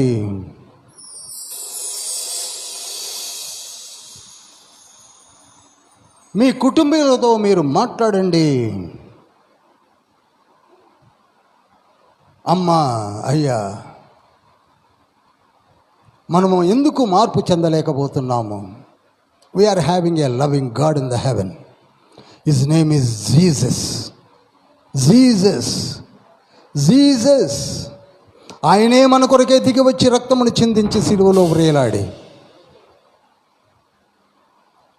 ఆయన నామము మన నొసటల పైన లిఖింపజేసి రక్తము చేత కడిగి, మీరు నా నిబంధన రక్తములో ఉన్న నా బిడ్డలు అని చెప్పిపోతే నువ్వు ఎక్కడున్నావు? ఏమి ఆలోచిస్తున్నావు? చెప్పండి, ఆలోచించండి. Time is very short, very short. Jesus is coming soon అని మనం స్టిక్కర్స్ అతికేసుకొని తిరుగుతున్నామే, కానీ ఆ స్టిక్కర్ని నీ హృదయం పైన వేసుకున్నావా? మార్పు చెందవా? నీ బిడ్డలకు నేర్పవా? నీ కుటుంబంలో నీవు మారవా? నీవు మారు మనసు పొంది అనేకులను మార్పు చెందమని యేసయ్య చెప్పిన మాటలను మర్చిపోయావా? Go and preach the gospel. Go and preach the gospel. ఈ నిత్య రాజ్య సువార్త సమస్త సృష్టికి ప్రకటించవలనని యేసయ్య చెప్పేశాడు కదా. నహూము చదివినా, యోనా చదివినా, ఆమోసు చదివినా, ఓబద్యా చదివినా, ఇర్మియా చదివినా, ఏ గ్రంథము చదివినా యేసయ్య మాటలే పలికించబడుతున్నాయి. మారు మనసు పొందండి. ఓ ఇజ్రాయేలీయులారా, మారు మనసు పొందండి. పొందలేదు. ఓ యూదేయ జనాంగమా, జూయిష్ జనరేషన్స్ అండ్ పీపుల్ మనసున పెట్టలేదు. కానీ ఈనాడు మనము మనసున పెట్టుతున్నాము కనుకనే ప్రార్థన చేయాలని కోరుకుంటున్నాము. 2 చేతులు ఎత్తిన నీవు ప్రార్థన చేయాలి. ప్రభువా దేవా, నా స్థితిగతులను ఎరిగిన తండ్రి, నా హృదయమును ఎరిగిన తండ్రి, హృదయాంతరంగములలో నా స్థితిని ఎరిగిన తండ్రి, నన్ను మార్చండి. రేపటి దినమున నేను సింహాసనం యొద్దకు వచ్చినప్పుడు ఏమి మీకు రిపోర్ట్ ఇవ్వాలని ఆలోచిస్తున్నారా? రేపు మనమందరము తీర్పు సింహాసనం ముందు నిలబడ్డప్పుడు నీవు ఏమి రిపోర్ట్ ఇవ్వాలనుకుంటున్నావు? ఒడ్డు చేరి నీ ఎదుట నిలిచినప్పుడు రక్షకా, ఒక్క ఆత్మనైనా తేక సిగ్గుపాడిపోదునా,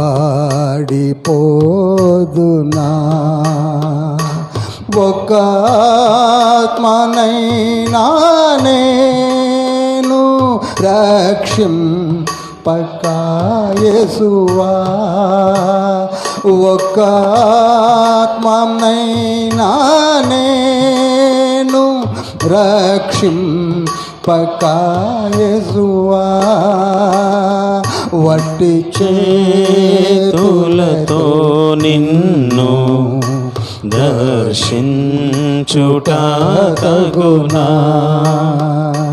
వట్టి చేతులతో నిన్ను దర్శించుట తగునా, ఆత్మలందు వాంఛలేక సోమరులై కాలమున్ వ్యర్థపరచువారనాడు చింతతోడ నిల్తురు,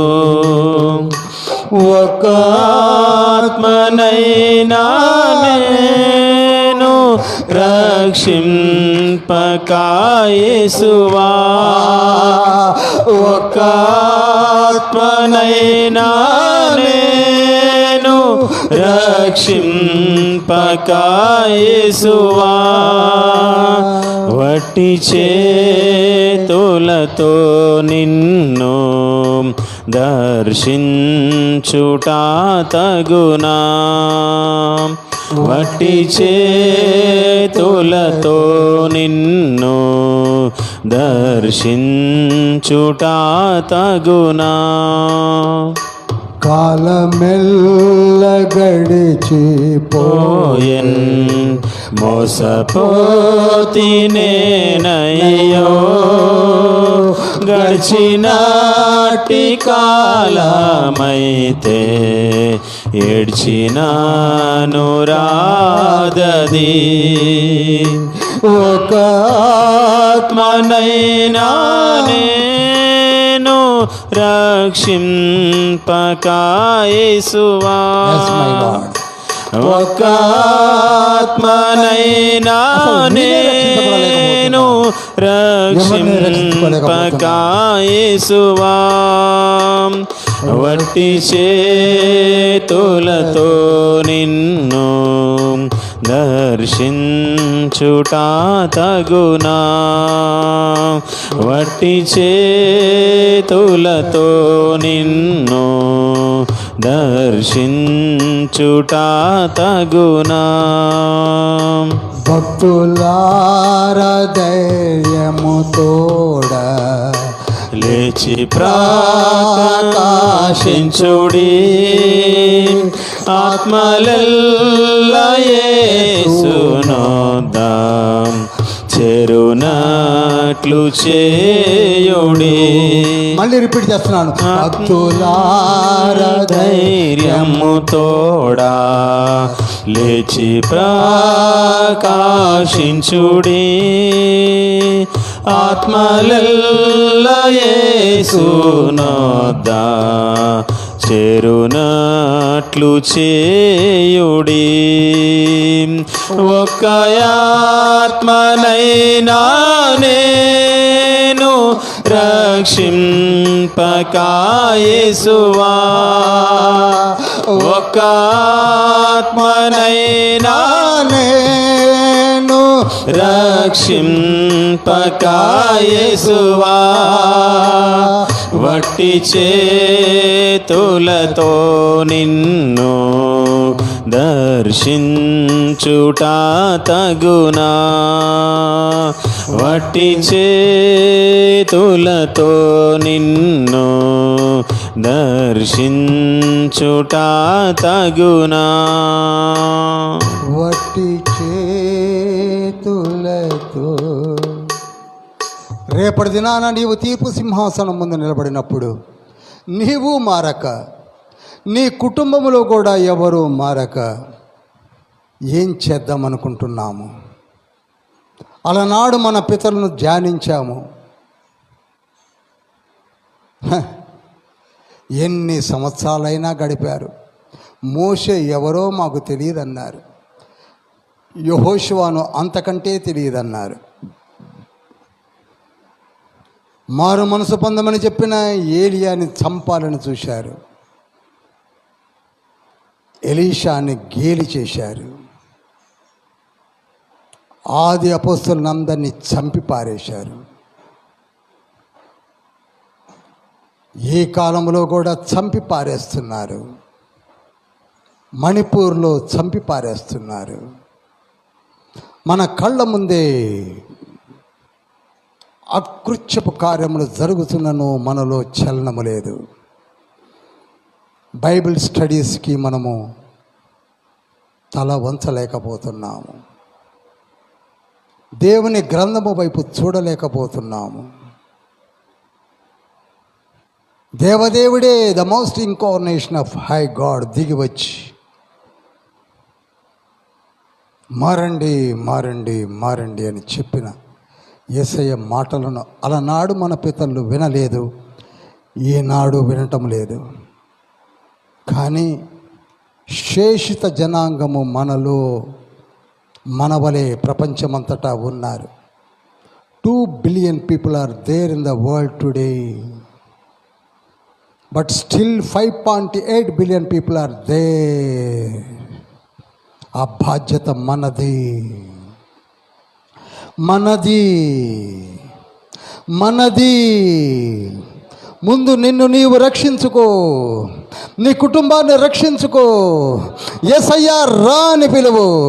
యేసయ్యా నా హృది గదిలోనికి రా, యేసయ్యా నా ఇంటికి రా, యేసయ్యా యేసయ్యా యేసయ్యా యేసయ్యా అని పిలువు. ఎంతకాలం ఇలా ఉంటావు? ఎంతకాలము కాలయాపన చేస్తావు? ఎంతకాలము పట్టించుకోకుండా జీవిస్తావు? One day is coming, that day is God second coming. ఆనాడు తండ్రి ఉగ్రతకు లోనైపోతారు.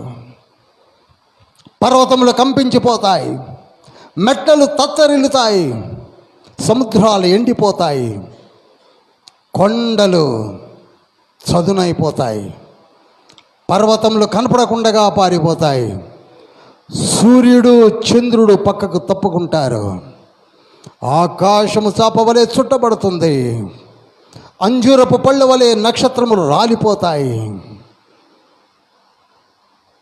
What about you? What about you?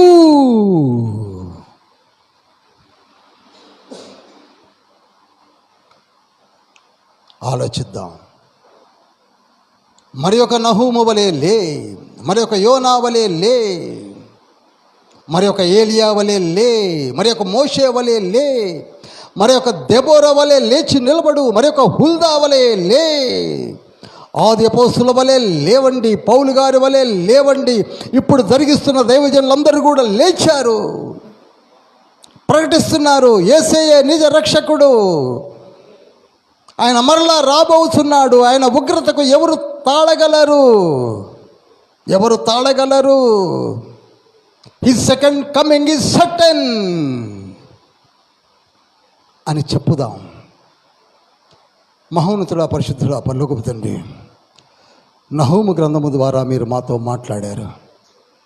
మమ్మలను మేము సరిచేసుకుంటాము, మేము కట్టబడతాము తండ్రి. మాలో నుండి లేవనెత్తండి ప్రభువా. యేసు కరుణా ప్రార్థనా మందిరంలో పాల్వంత పట్టణంలో చుట్టుపక్కల దంతల బోర, పాండురంగాపురం, వెలవనూరు, కిన్నరస్వామి ప్రాజెక్ట్స్, ఎల్లందు, మణుగూరు, భద్రాచలం, కొత్తగూడెం చుట్టుపక్కల ప్రాంతాలలో నుండి దైవజనులు లేవనెత్తుతున్నారు. వారు ఇప్పటికే వాడబడుతున్నారు, పరిగెత్తుతూ బోధిస్తున్నారు, సమయాసమయం పాటించడం లేదు. యవన బిడ్డలే లేచారు. At the age of 25 to 30 మారు మనసు పొంది ప్రభువా మేము చేస్తామని, కొందరైతే ఉపవాస దీక్షలు ప్రతిష్ఠించుకొని ఆల్ నైట్ ప్రేయర్స్ కండక్ట్ చేస్తూ లేచి ఉన్నారు తండ్రి. వారిని వాడుకోండి ప్రభువా, వాడుకోండి తండ్రి. దివ్య జ్ఞానమును వారికి అనుగ్రహించండి ప్రభువా. వారు పరిగెత్తుతూ ప్రకటించే రోజులను మీరు సిద్ధపరచండి. సువార్త దండోరా మా చేత జరిగించండి. పాల్వంత పట్టణంలో గొప్ప ఉద్యమంలోనికి నడిపించండి. ప్రతి పాస్టర్ను దీవించండి, ప్రతి సంఘమును ఆశీర్వదించండి. మీ ఉద్యమము ప్రపంచంలోనే రావాలన్నారు. This is not water tight compartment అన్నారు తండ్రి. సర్వ సృష్టికి వెళ్ళమన్నారు. సర్వ సృష్టి కూడా మీ వైపే చూసేలా చూడమని చెప్పారు కనుక మేము వెళతాము తండ్రి, వెళతాము నాయన, వెళతాం ప్రభువా. కాలయాపన చేయము. కాలములు, సమయములు మీరు మాకు అనుగ్రహించినంత కాలము, మా ఆయుష్ ఉన్నంత కాలము సువార్తను ప్రకటిస్తాము. సంఘ కాపరిని, వారి కుటుంబంను దీవించండి. మా మధ్యలోనికి నడిచి వచ్చిన సంఘ కాపరులు, సువార్థికులు ఉన్నారు, వారిని ఆశీర్వదించండి. వారి చర్చస్ని దీవించండి.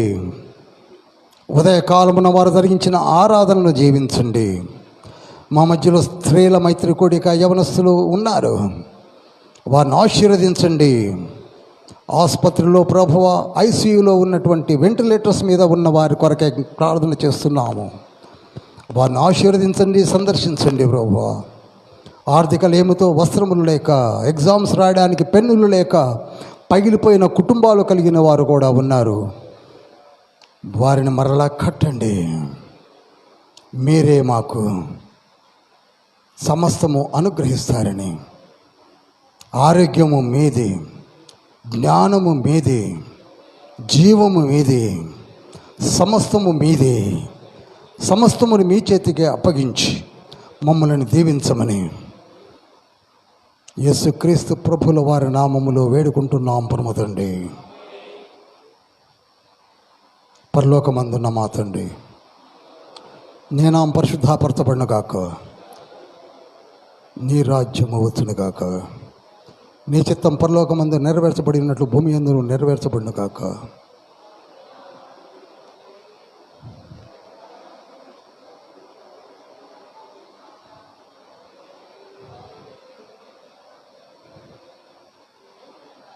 రాజ్యము, శక్తి, మహిమ నిరంతరము నీవై ఉన్నవి తండ్రి. ఆమేన్. మా కొరకే దిగవచ్చి ప్రాణమును అర్పించి మాకు రక్షణ అనుగ్రహించిన యేసుక్రీస్తు ప్రభువులు వారి యొక్క కృపయు, తన జనతైక కుమారుని పంపించి ప్రేమలో రక్షణను అనుగ్రహించిన తండ్రి యొక్క ప్రేమయు, మనలో ఉండి మనలను సత్య మార్గంలో నడిపిస్తున్న పరిశుద్ధాత్మని యొక్క సహవాసము మనకును, సార్వత్రిక సంఘమునకు, ప్రపంచములకు తోడై నీడై ఉండునుగాక. Amen, amen. ప్రవేశ రక్తమే జయం, ప్రవేశ నామే జయం. ప్రవేశ రక్తమునికి సంపూర్ణ విజయం కలుగునుగాక. Praise the Lord. హల్లెలూయా. వచ్చే వారం దయచేసి ఇన్ టైంలో రండి. 6:30 ఎగ్జాక్ట్గా స్టార్ట్ అవుతుందండి.